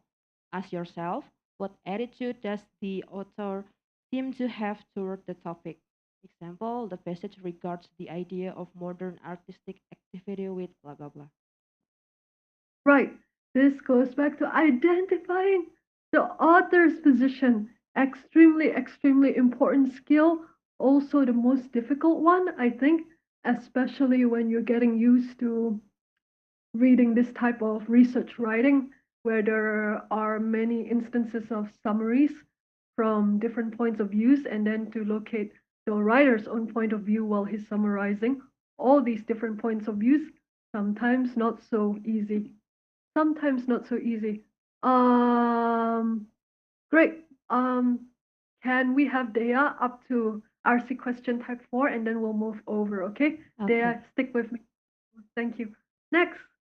Okay, type 3, find the fact question. This question often masquerades as requiring readers' interference when they are actually just asking the test taker to locate a truth employed by the author in order to make a point. Look the passage, it explicitly contains the answer you're looking for. Example, the passage such as which of the following about the woman's historian mentioned in the third photograph? This is a close reading type question. So type 1 of RC question is not a close reading question that much. Type 2, locate the author's position, requires close reading. Type 3, what does the passage suggest or infer, blah, blah, blah. What can you infer from the passage? Close reading type question. One more, okay, Dea? Inferential questions, yeah. Type 4, an inferential question. These questions require the test taker to make an inferential leap based on observation derived from a synthesized comprehension of passage content. To answer them correctly, you'll need to use content from the passage to extrapolate about content beyond the passage scope. Example, it can be inferred from the passage that the author will agree with which of the following statements. Great. Thank you so much, Dea. Thank you. Four, by the way, is a close reading question. I would still argue, and it's the most troubling one. These type of questions with the from that say something like it can be inferred from blah blah blah. It can be inferred from line 53 that the author would blah blah blah. Because I think the golden rule. I'm about to say something important here, so I know I've been droning on, but this is important. The golden rule is that it always goes back to the actual words that you see in front of you. If the actual words are not mentioned in the passage, it is generally a bad idea to extrapolate, right? For instance, if you were here last week, you'll remember we had a very short RC passage about Jamaica Kincaid and the British colonial um, colonization of Antigua, but then there was like a question that talked about the British colonial empire, and it was the wrong option because the passage itself was only talking about Antigua and not about the whole British Empire. I go back to that question as being a very typical instance of the GRE that doesn't allow you to say something that cannot be found in the text.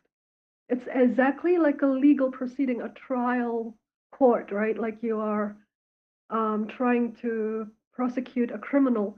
You cannot say anything that doesn't exist in his statement or in the witness's statement. So then, if you get this kind of inferential question, it trips you up because it seems to contradict the golden rule. Because the golden rule is that you must be able to find the actual specific mention in the text, the actual word. If you cannot find the actual word, don't assume. Here, it's almost asking you to assume. So I would say that this type of RC question, it's the trickiest one when you are being asked to infer. But I would insist that even when you are being asked to infer, don't make a logical leap that much. Still depend on the words actually used in the text to make that leap. So, for instance, if the writer is tentative about the evolution of modern art in the direction of X, for instance, and cautious is a word that appears in the text, and the writer is tentative, cautious, or doubtful. These are all key words in the text, signal words, if you may, context from the text that whatever you infer should tie back to those keywords being used, if I make sense. So you have to use the actual words in the text, even if you're still inferring something. Always go back to the actual words in the text. Okay, I think we have our next volunteer, which is Carl, right? So 5 to 9, Carl. Thank you. I think it's Carl whom is in the Zoom, right? Yes, that's right. Or I just unmuted Hi. Carl. Hi, Carl. Hi. Hello. Thank you so much for volunteering. Can you help us read the next Yeah, questions? sure. Okay. Should I start? yeah, Okay. So the fifth contextual definitions questions. These questions are pretty straightforward in that they test one's ability to use context clues to work out the meaning of a word. Ask yourself, what other word could you substitute in and retain the sentence meaning? Okay. And the example, the word address appears underlined and in boldface twice in the first sentence of the passage. In the context of the passage as a whole, address is closest in meaning to blah blah blah blah. so this is the type of RC question that's exactly like the sentence equivalence and the sentence completion part. Yeah. Pretty simple. Six. Six extrapolating questions. These are often regarded as the trickiest type of questions on the reading comprehension section of the GRE. For test takers to score well here, they must be able to isolate the relationship between two passage components and match it with a similar outside circumstance. Example, which of the following describes a situation that is analogous to the situation described in the fourth paragraph? Great. I don't think this is the trickiest. I still think four is the trickiest. Analogous simply means a question that looks something like this. Which of the following statement is the closest to the writer's relationship with modern art that you see in the passage above? So if the writer is extremely agog, remember the word agog? If the writer is extremely agog about modern art, then one of the options could be like the triumph of opera over human emotions. That could be the answer because that excitement in the title, the triumph of opera over human emotions, could be the ones that's most analogous to the kind of excitement that the writer of the passage shows about modern art. It's an analogy, two parallel situations, two parallel perspectives, right? It's not difficult. Sorry, Carl, I'm interrupting. Let's go to 7. Okay, structure questions. Structure questions address the way in which the passage argument is built. They ask the test taker to express something about the organization of the information provided. Example, which of the following best describes the structure of the passage? Yeah, this one is where they ask the passage starts with a summary before debunking a notion put forth in the summary.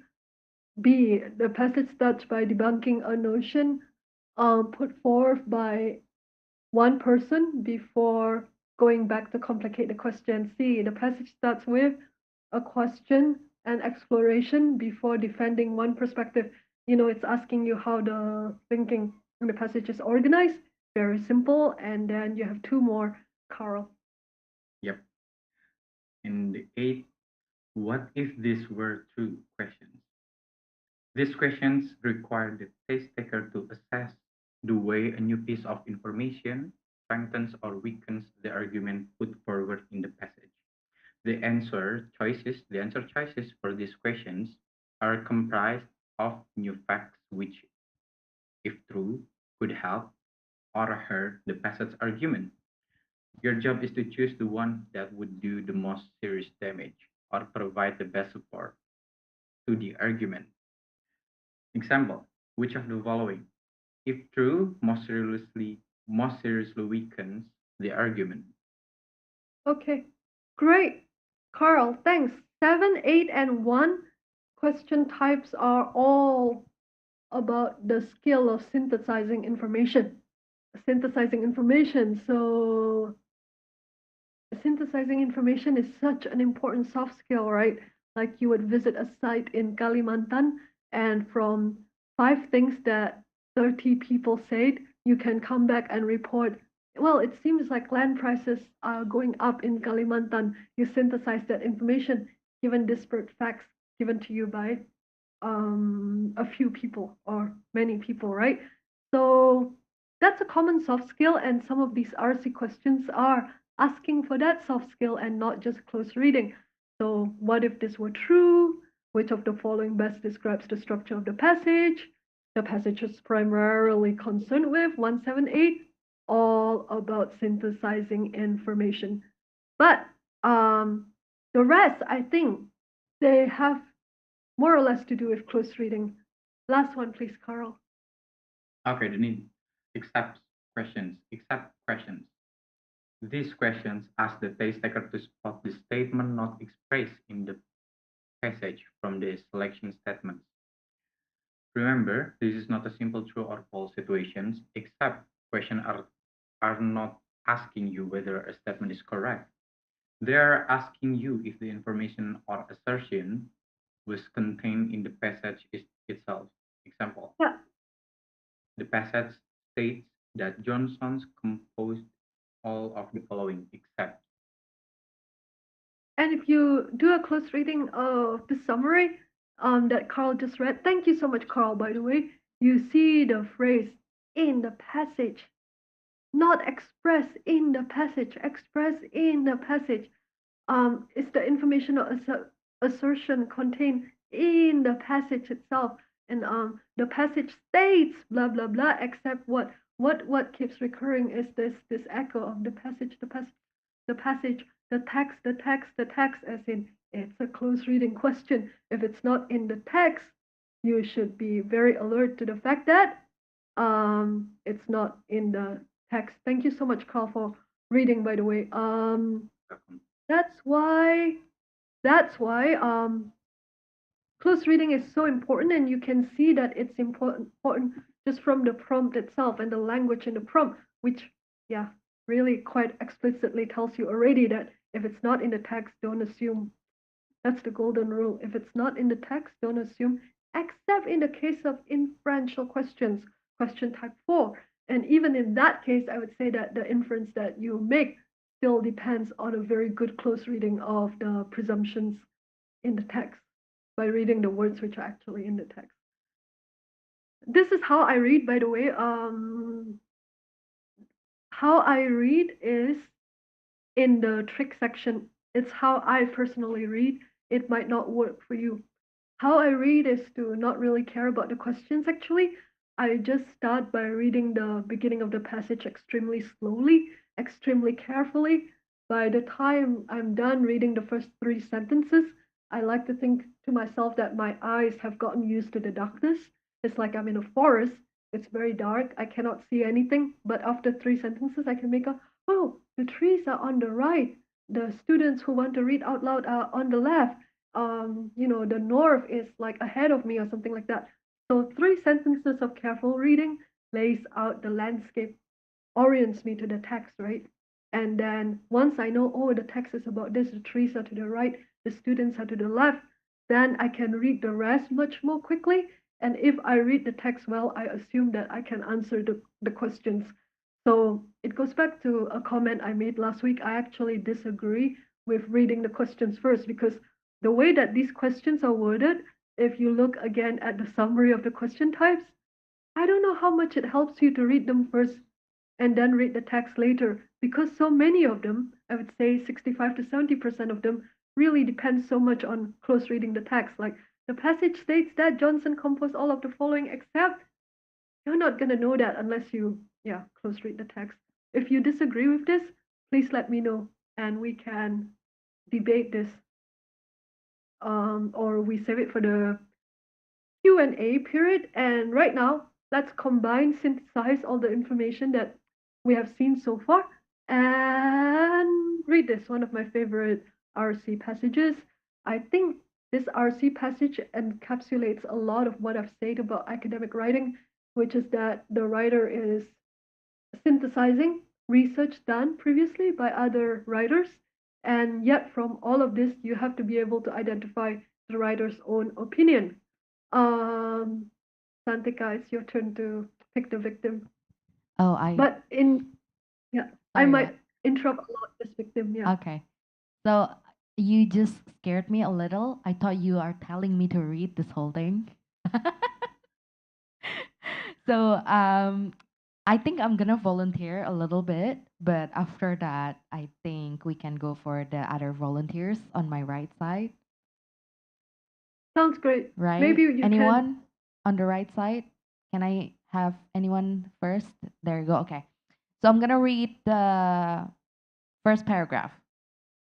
Okay, and I'm gonna interrupt a lot, perhaps. Okay, the That's first okay. paragraph, Santika, that'll be great. This Okay. is just till lines.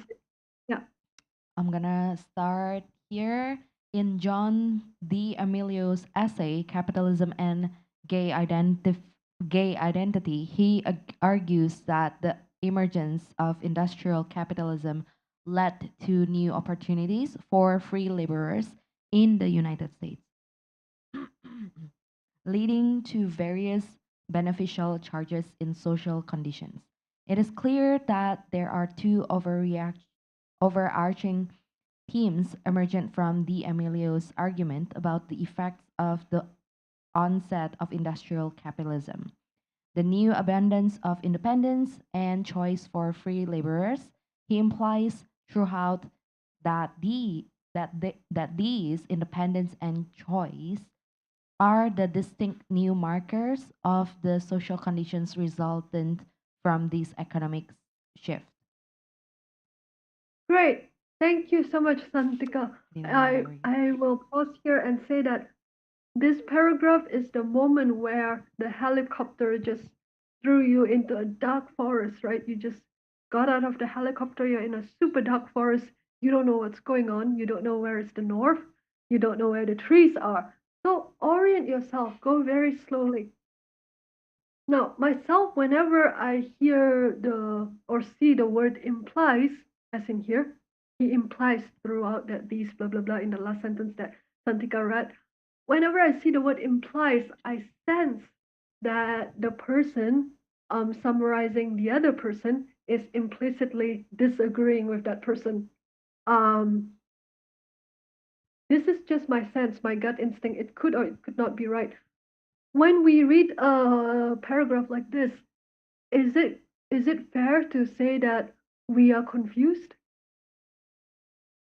I think, can you situate yet the writer's relationship to the essay that he is quoting? As in, there is somebody wrote this, right? We don't know who, because it never tells you who is writing the passage you're reading. But in the passage that you're reading, the guy writing it is talking about another guy's essay. He's talking about John D'Amelio's essay, Capitalism and Gay Identity. If we look at this first paragraph, let me ask you some simple questions. Does it seem like the writer is in agreement with John D'Amelio, disagreeing with John D'Amelio, or completely objective about John D'Amelio, A, B, or C? Agreeing with, disagreeing with, or C, completely objective? And what words would you say led you to think A, B, or C? As in, I want you to highlight a word like emergence or the word clear, whatever it is. So A, B, or C, and what clues in the passage tells you so? Hello. Anyone? Sorry, can you Anyone? repeat the question, Christine? Yeah. What is the writer's relationship to John D'Amelio's essay Mm-hmm. that he is summarizing here? Does he agree with the essay? Does he disagree with the essay? Or is he summarizing in a completely objective manner? I think it's too early to tell in the first paragraph, Right, right? Santika. Okay. But Mhm. I have seen some words like overarching themes, two overarching themes, and that's like repeated. So, and argues makes it sounds like he disagree, like the writer disagree, Yeah. right? But that's just me, Yeah. right? For me, I would also say that um, the quotation marks around free laborers makes it look sarcastic to me. When I read the second line, he argues that the emergence of industrial capitalism led to new opportunities for free laborers in the United States. Why put the word free laborers in quotation marks unless you think that those laborers are not really free? So I think ideally you would read this first paragraph and already know that the writer is somewhat cynical or somewhat skeptical about this guy called John D'Amelio. You should orient yourself to that extent. What other words aside from what Santika said and what I said gives you a clue as to the writer's attitude? Because Santika pointed out argues sounds like he's not agreeing. For me, implies, the word implies when this guy says, John D'Amelio implies blah blah blah, it sounds like he's saying that this guy implies certain things that are just assumptions, presumptions, and might not actually be true. For me, it's implies. For Santika, it's argues. For me, it's the quotation marks around free laborers. So let's say that I'm gonna make a bet. Wait, let's look a bit closer. Actually, let's go even a bit closer. So he's talking about another guy's essay, right? And he says that this guy says that within capitalism, there are new opportunities. Again, I said always break down the sentence. This is a very complex sentence if you don't know the issues at hand. In John D'Amelio's essay, Capitalism, blah, blah, blah, he argues that the emergence of industrial capitalism led to new opportunities for free laborers in the United States, leading to various beneficial changes in social conditions. For most people, if you were not a humanities or social science person, this is like gibberish, like you don't understand. So you break it down. How do you simplify the sentence? If you simplify the sentence, I think it says, in John D'Amelio's essay, he sees capitalism as leading to new opportunities for free laborers in the United States. That's it. In John D'Amelio's essay, D'Amelio's essay argues for the fact that capitalism led to new opportunities. Even that is good enough. According to John D'Amelio, capitalism led to new opportunities. Then you pause for a second. The guy is summarizing that this guy thinks that capitalism brings about opportunities. I don't think he agrees with the guy though. So if the writer doesn't agree with D'Amelio and D'Amelio is saying that capitalism breeds new opportunities, that means that the writer himself, his positioning is a lot more skeptical, right, about the good of capitalism. Is that not right? Oh, I've totally lost you. Sort of. Um, That's the orientation that I would like you to do when I say mhm. read slowly. Yeah. Read slowly, break down a long sentence, understand what that long sentence is saying in its very basic bone skeletal structure, and then position the writer in relation to that skeletal structure of a sentence. And that should give you the writer's position. Let's see if that's true. For me, in the summary, it seems that the writer is disagreeing with John D'Amelio's positive, optimistic idea about capitalism breeding new opportunities. John D'Amelio, some guy, says capitalism is good. It gives new opportunities to free laborers. I think this actual passage disagrees with that notion. Let's have someone else read the rest. All right. I mean, the next. The next victim, right? And he's Yeah. ready. Can you tell us your name? Thank you. Okay, hello. My name is Agung. Hi Agung, And thank Hello, you. yeah, I would like to continue the reading. thank you. I appreciate that. Yeah. Dari paragraf kedua ya, jadinya. Okay.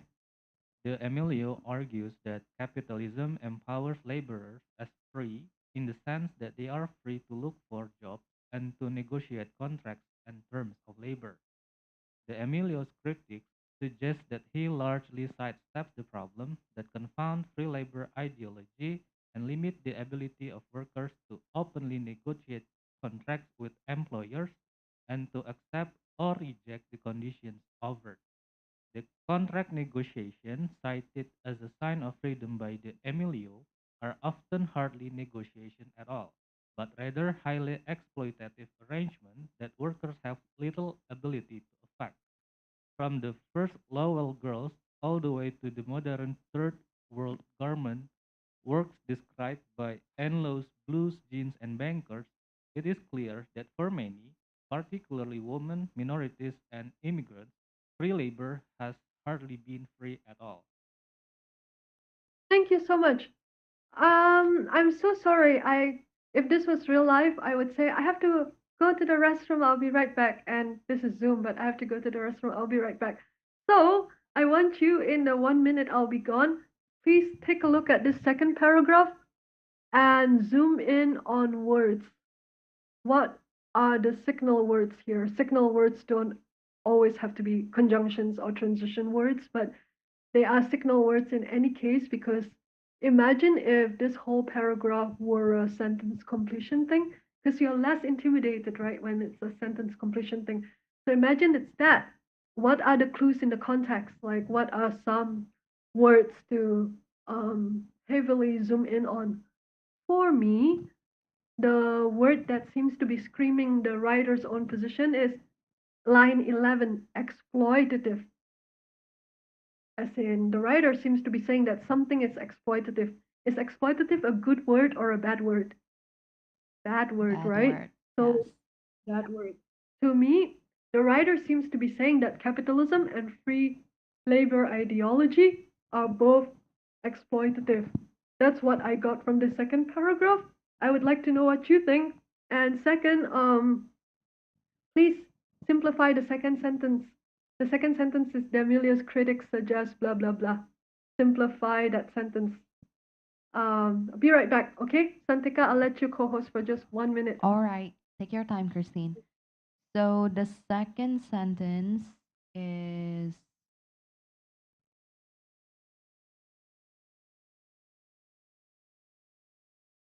okay, it starts on the line 16, right? Such critics also suggest D'Amelio misrepresents the historical and continued significance of the home. Tadi kamu baca sampai situ ya, Agung? Agung, Ya, did you tadi read? sampai read at all, line 16. Oh, okay, sampai 16 ya.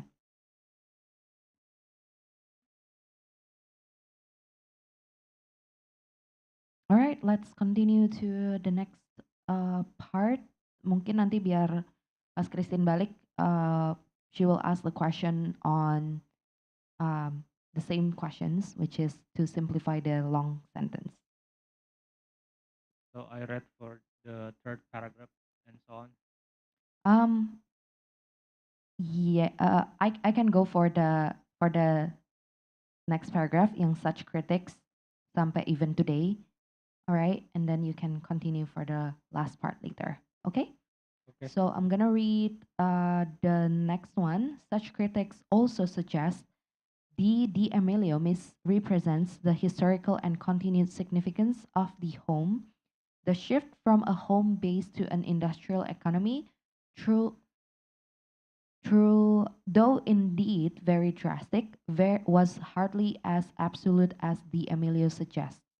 Indeed, from nannying to housekeeping to even the home-based jobs described in the blue jeans and bankers, labor is still very active part of the home even today.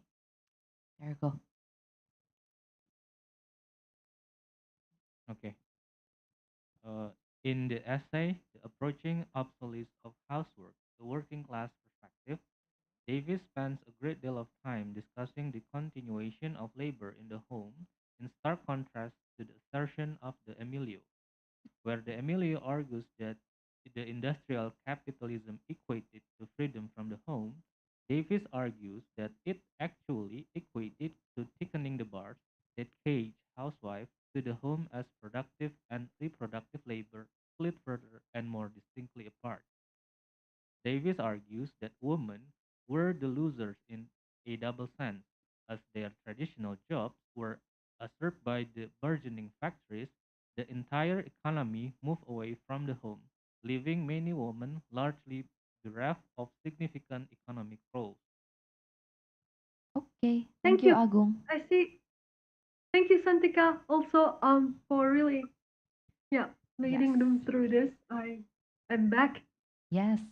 So we have read all of the remaining essay, and I think you will have the same questions, right? Like simplify the long sentences. So Correct. I I've still read. Mm-hmm. simplify that sentence that Santika reminded me about. That is line 8. Line 8.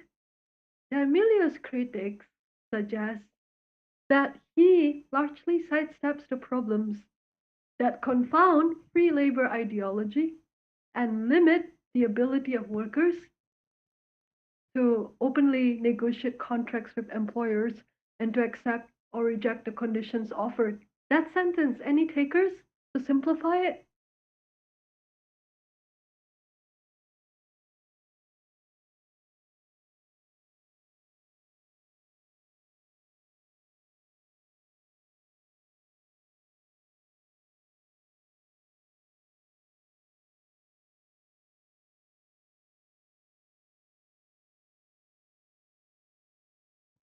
Anyone want to try? I'm gonna speak Indonesian because you're sleepy now. You haven't had lunch. Anyone want to try here? My funny Indonesian will entertain you, hopefully. He keeps talking about free labor. Mhm. Apakah free di konteks ini itu lebih dekat sama definisi gratis, kayak hey get a free coffee atau definisi bebas, free as in I'm free I finally from prison. we got bebas here, as yeah, our audience says, and Very Sabarinos good, also very good. says bebas. Very good. Jadi free laborers itu connotation dalam kataan free itu lebih dekat sama bebas, betul? Jadi menurut John D'Amelio, free laborers in industrial capitalism are very lucky. They're doing well. They access new opportunities in new social conditions, correct? Menurut D'Amelio itu free laborers mereka dalam situasi yang cukup bagus dalam kapitalisme. Tapi the writer of the essay goes on to criticize D'Amelio's point of view. So from this, if you can see that D'Amelio's point of view is not something that the writer agrees with, and you already know what D'Amelio thinks about free laborers in industrial capitalism, it means definitely that the passage's own point of view is what? Is that free laborers are not actually as free as D'Amelio makes it sound, correct? Which he says explicitly later on, but what I want you to be able to do is to situate the writer's argument early on. So anyway, going back to my question, any takers for simplifying D'Amelio's critics such as that he largely sidesteps blah blah blah? Maybe anyone here? Anyone here? Anyone in the Oh, Zoom? Anyone in? Oh, we have Daniela here. Daniela. Can we Great, thank get you so much. the microphone to Daniela? Thank you.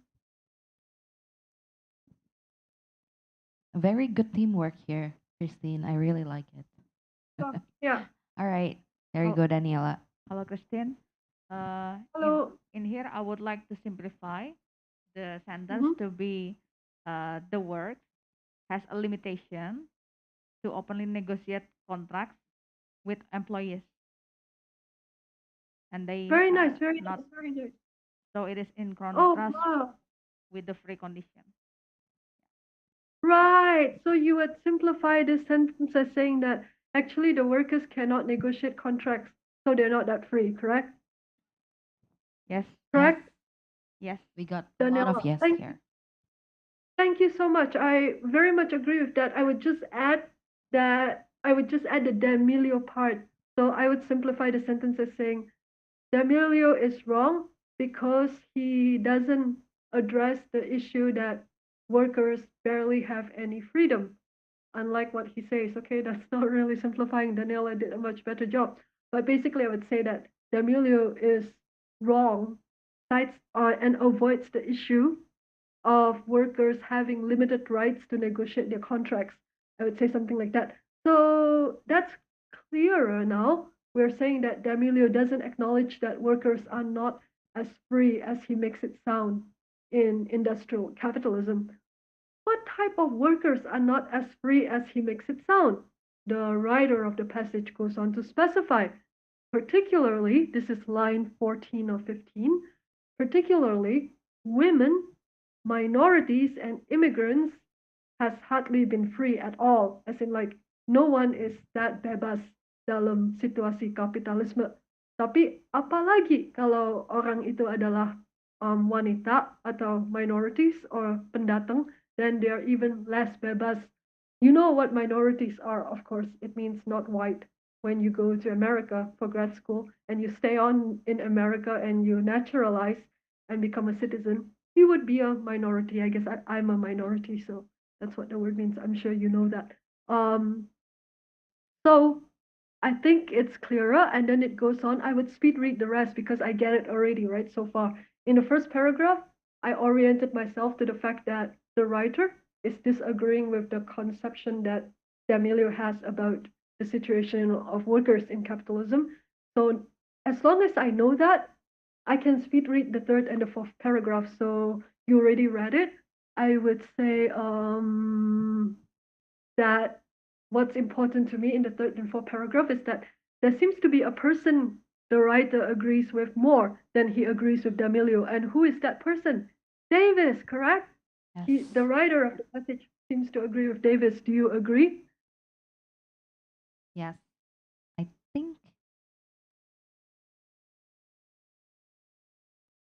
think the Okay. word like equated in the Uh-huh. last paragraph, Christine, Yeah. like Yeah. Davies argues that it actually equated to thickening the bars that caged housewife to the home as productive and reproductive labor split further and more distinctly apart. Um, yeah, Yeah. Yeah. Yeah. right? That's really great. Santika, I'm so happy that you called attention to the word equated. Thanks. I need to So take the for Davis, GRE. now you're so ready to. We are both so ready to take the GRE now. Um. So here in saying that Davis argues that labor, often women who are working, are in similar conditions to people in prison. It means that the writer of the passage is agreeing with Davis, whose point of view of the whole on the whole labor situation is a lot more skeptical of the benefits that workers have in comparison to John D'Amelio. But there is a particular point here, so I'm going to ask you to simplify one sentence for me.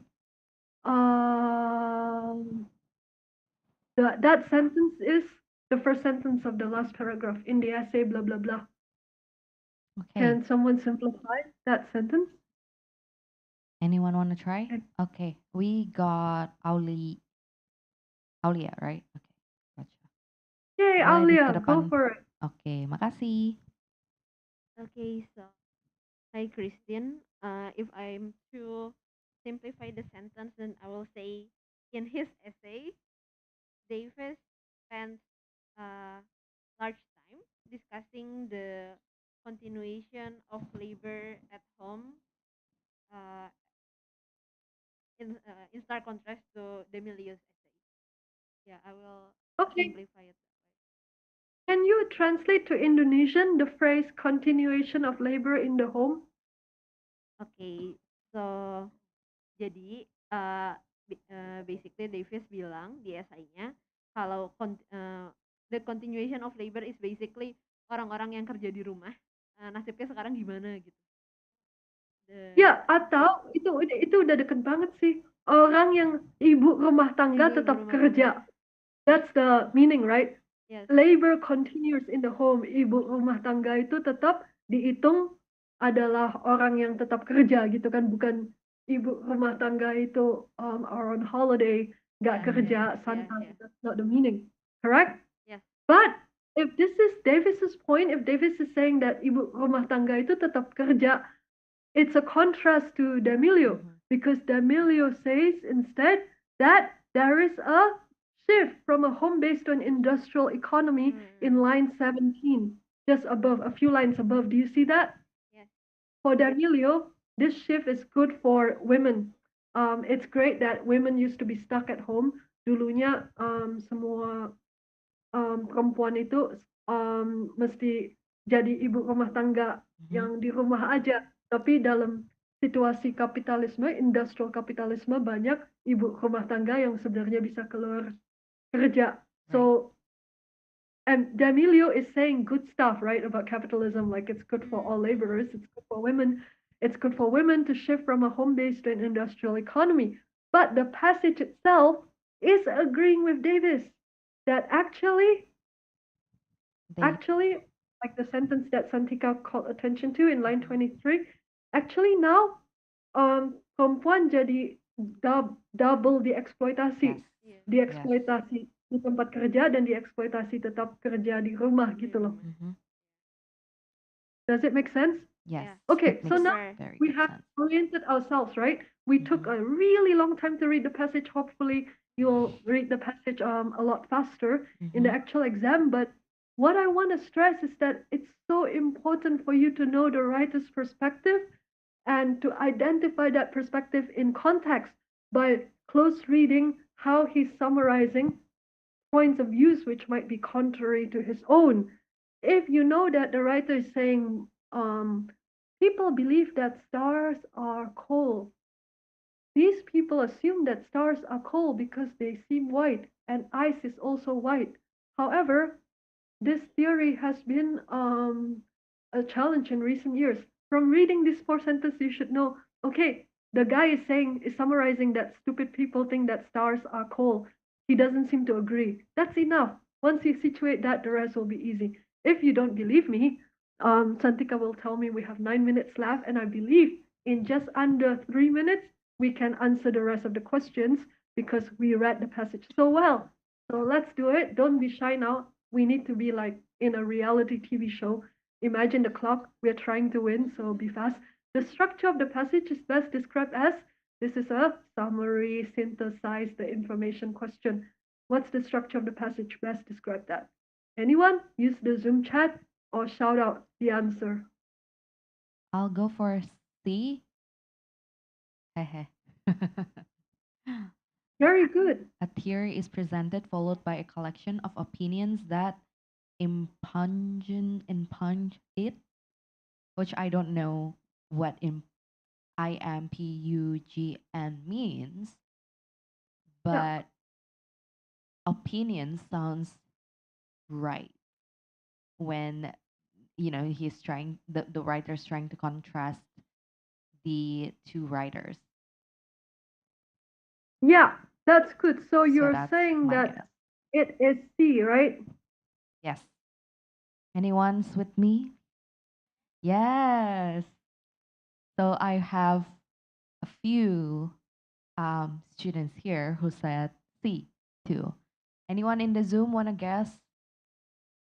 Okay, somebody guess D. Severinus guess D. A theory is discussed and its author's credentials questioned. I kind of agree with that too. It's really hard. Hmm. Described and supported by additional studies could be right too. So A, C, or D, right? Yeah, exactly. I was going to ask, right? Like, why would you choose E for first of all, a theory is presented and ridiculed.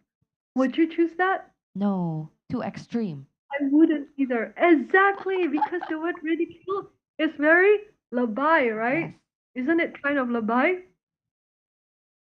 And It does. against It is. is also very labai, right? The V, Uh, a theory. and a straight against it is provided.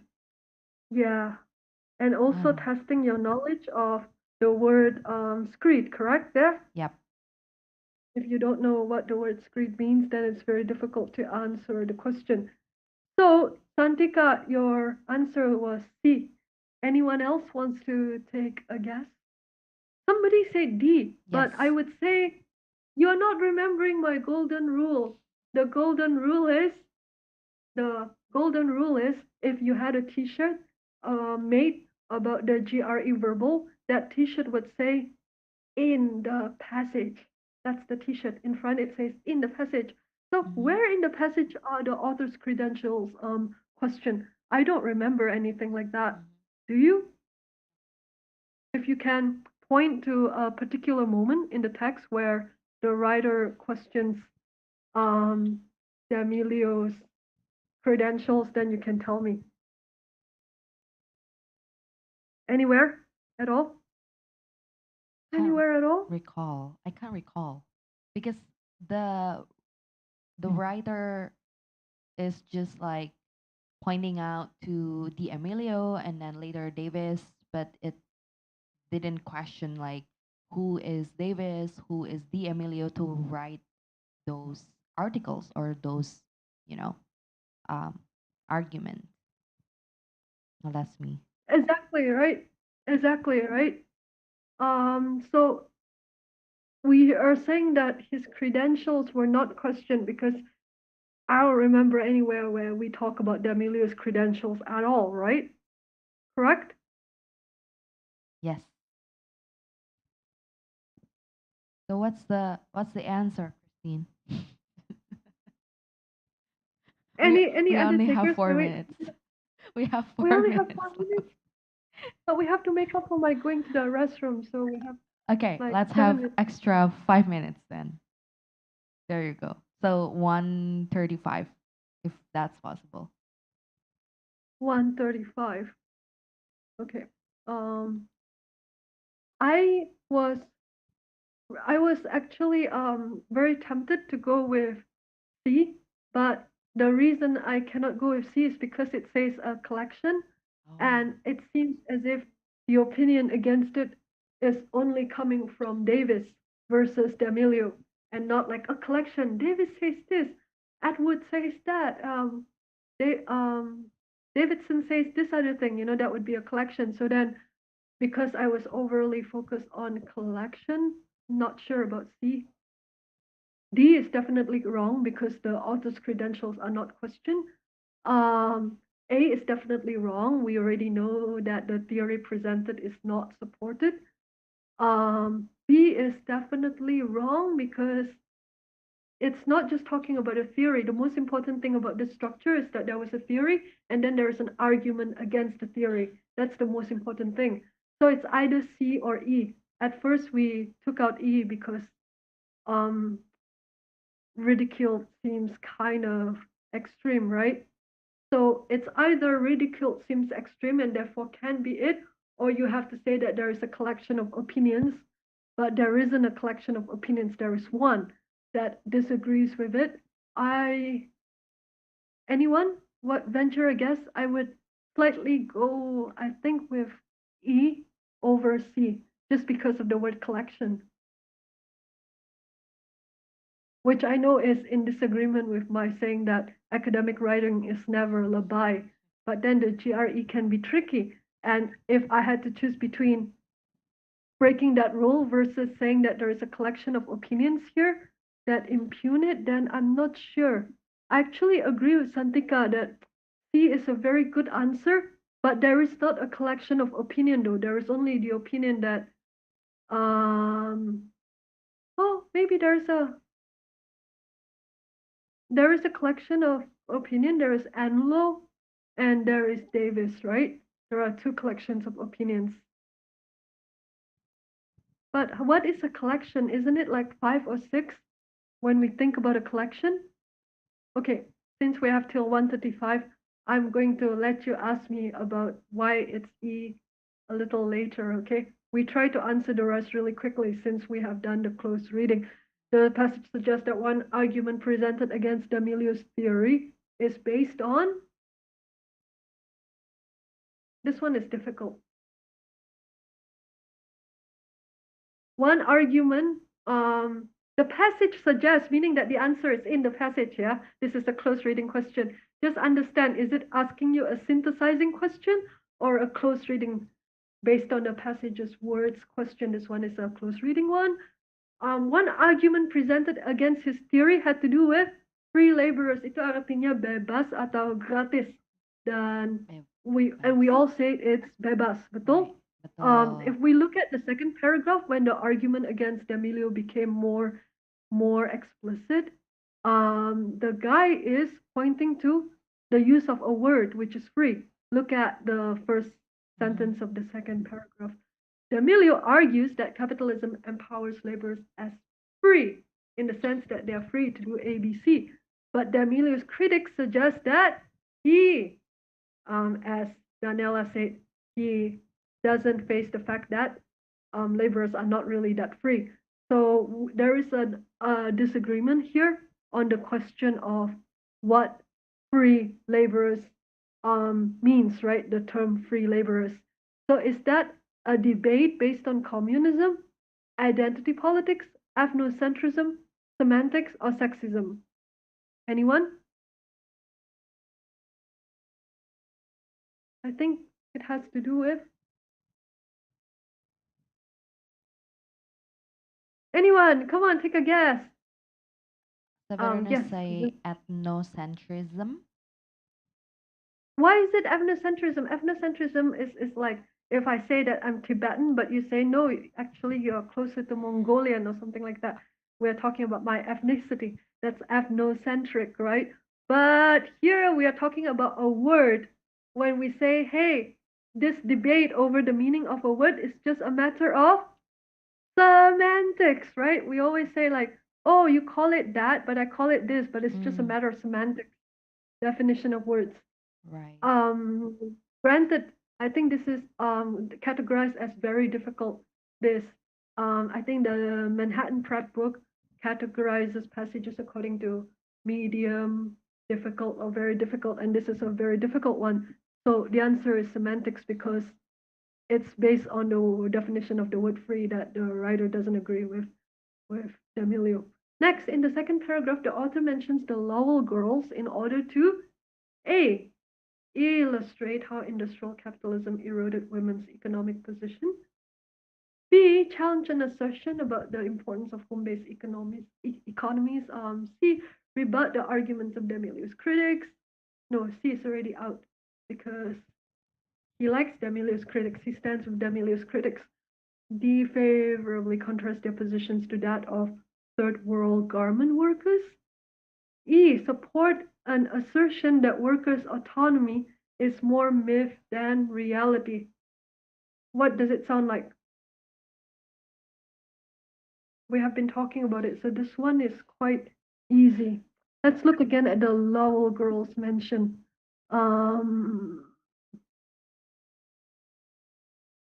The shift from a home. Where is the Lowell girls? Here. Okay, let's look at the sentence. It's here, right? Line 9. The contract negotiations cited as freedom are often hardly negotiations at all, but rather highly exploitative arrangements where workers have little ability to affect, From the first Lowell girls all the way to the modern third world garment workers described by Anlos, blue jeans, and bankers, it is clear that for many, particularly women, minorities, and immigrants, free labor has hardly been free at all. For many, free labor has hardly been free at all. So the Lowell girls are standing in a series, the same, just as for the girls, as in for the Lowell girls, just as for women, for for minorities, free labor is equally exploitative. So therefore, the answer is, which one of these sounds like it's saying free labor is equally exploitative? Sorry. Anyone, you have to know this one. This one is very easy because we've been talking about it. So we got E, support an assertion that workers' autonomy is more myth than Yes. reality. Yay. Who says that? Who says that? Someone here. Aulia Who? said that, and maybe Yay, others too. Aulia. Okay. Good job. Good job. Next. All right. Passage. The next one. So that one was a close reading question type, by the way. Next one. The passage suggests that Davis would be most likely to agree with which of the following. Also a close reading question type, even though it seems like a synthesized information question type. What would she most likely agree with? Remember that Davis is in contrast to D'Amelio, okay? So any of these statements that sounds like it's something D'Amelio would say about the fact that workers are happy in capitalism would be wrong. Okay? B. So A, industrial capitalism leads to independent and choice is a D'Amelio statement, right? Not a Davis statement, so wrong. Santika says B, right? Minorities in particular had little freedom of choice. Yes, maybe. Yeah, I could go with that. People without economic roles are disadvantaged. No, she doesn't agree with that, as she's saying that even when you have an economic role, you can still be disadvantaged. Home-based jobs still account for a significant percentage of the overall economy. Domestic work should be paid. I think Davis says something that ibu rumah tangga itu malahan dieksploitasi double karena mereka jadi dieksploitasi kalau mereka kerja di luar kayak misalnya di pabrik, tapi mereka juga tetap dieksploitasi karena mereka juga kerja di rumah selain dari kerja di luar, so they're doubly exploited. So I would go with E actually, domestic work should be paid. Because it's more specific than B. Because Davis was in particular talking about women in the home. So choose not just the answer that could be right, but the answer that's more specifically resonant given the words in the text. The words in the text, if we look at the Davis part, talk a lot about housework, Yep. working class, labor in the home, women, housewives being caged in the home because they are working, laboring in the home, etc. So doesn't it seem that the last one is more close? And then very, very last one, and this is our last hurrah because it's over 1:35. Which of the following would provide the best title for the passage? A, So we got B. C here, a rejection of D'Amelio's account of free labor. I personally go for A, industrial capitalism and the oppression of labor. What would you say, Okay, Christine? I would say C because it's the most specific choice, going with the same logic as question Right. 38. So, sorry, what was that, Christine? C? Same thing. C, a rejection of D'Amelio's account of free Oh, labor. okay.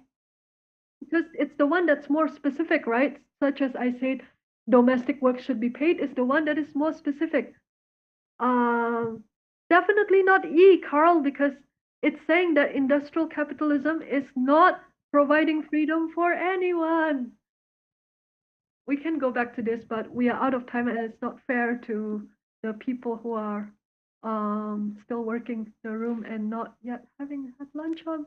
All right. This is a Peanut comic Thank you, strip. See you Christine. next week. Yes. So see you And guys next week on the 17th. And this is what Christine will provide us next week, right? The RC review and introduction to analytical writing. yeah, but in particular, if you have time, please look for that passage we talked about. Look for the explanations in the Manhattan Prep GRE prep book, Okay. £5 prep book, and you'll see why. Okay. It's Okay. important that And you. all of the handout is available in the QR code that I've provided in the same folder as last week. And I think Christine gave her presentation today there, so you can check that out. Okay. All right. Thank you so much, Christine. I'll see you guys next week. I'm giving it back to Sadila. Thank you, everyone. All right, let's give a round of applause for today's great session. Let's shake those stress off, maybe do a little stretch, you know. Thank you so much, Ka Santika and Ka Christine, for the fruitful discussion. And thank you for everybody else who have participated and joined us. So earlier, we had a trivia question, and the question was, true or false? We are allowed to use calculators when taking GRE tests. And the answer to that is true. Calculators are used to solve computations in the quantitative reasoning measure. Now, it is shout out to Astra Beta from Instagram for answering the question correctly and being the fastest. Don't forget to check our social media. We are on Instagram, YouTube, Facebook, and Twitter at ATAmerica. You can also go through our website at www.adamerica.or.id for more updates from us. All right, with that, see you next week. Now, my name is Adila, and thank you, everyone.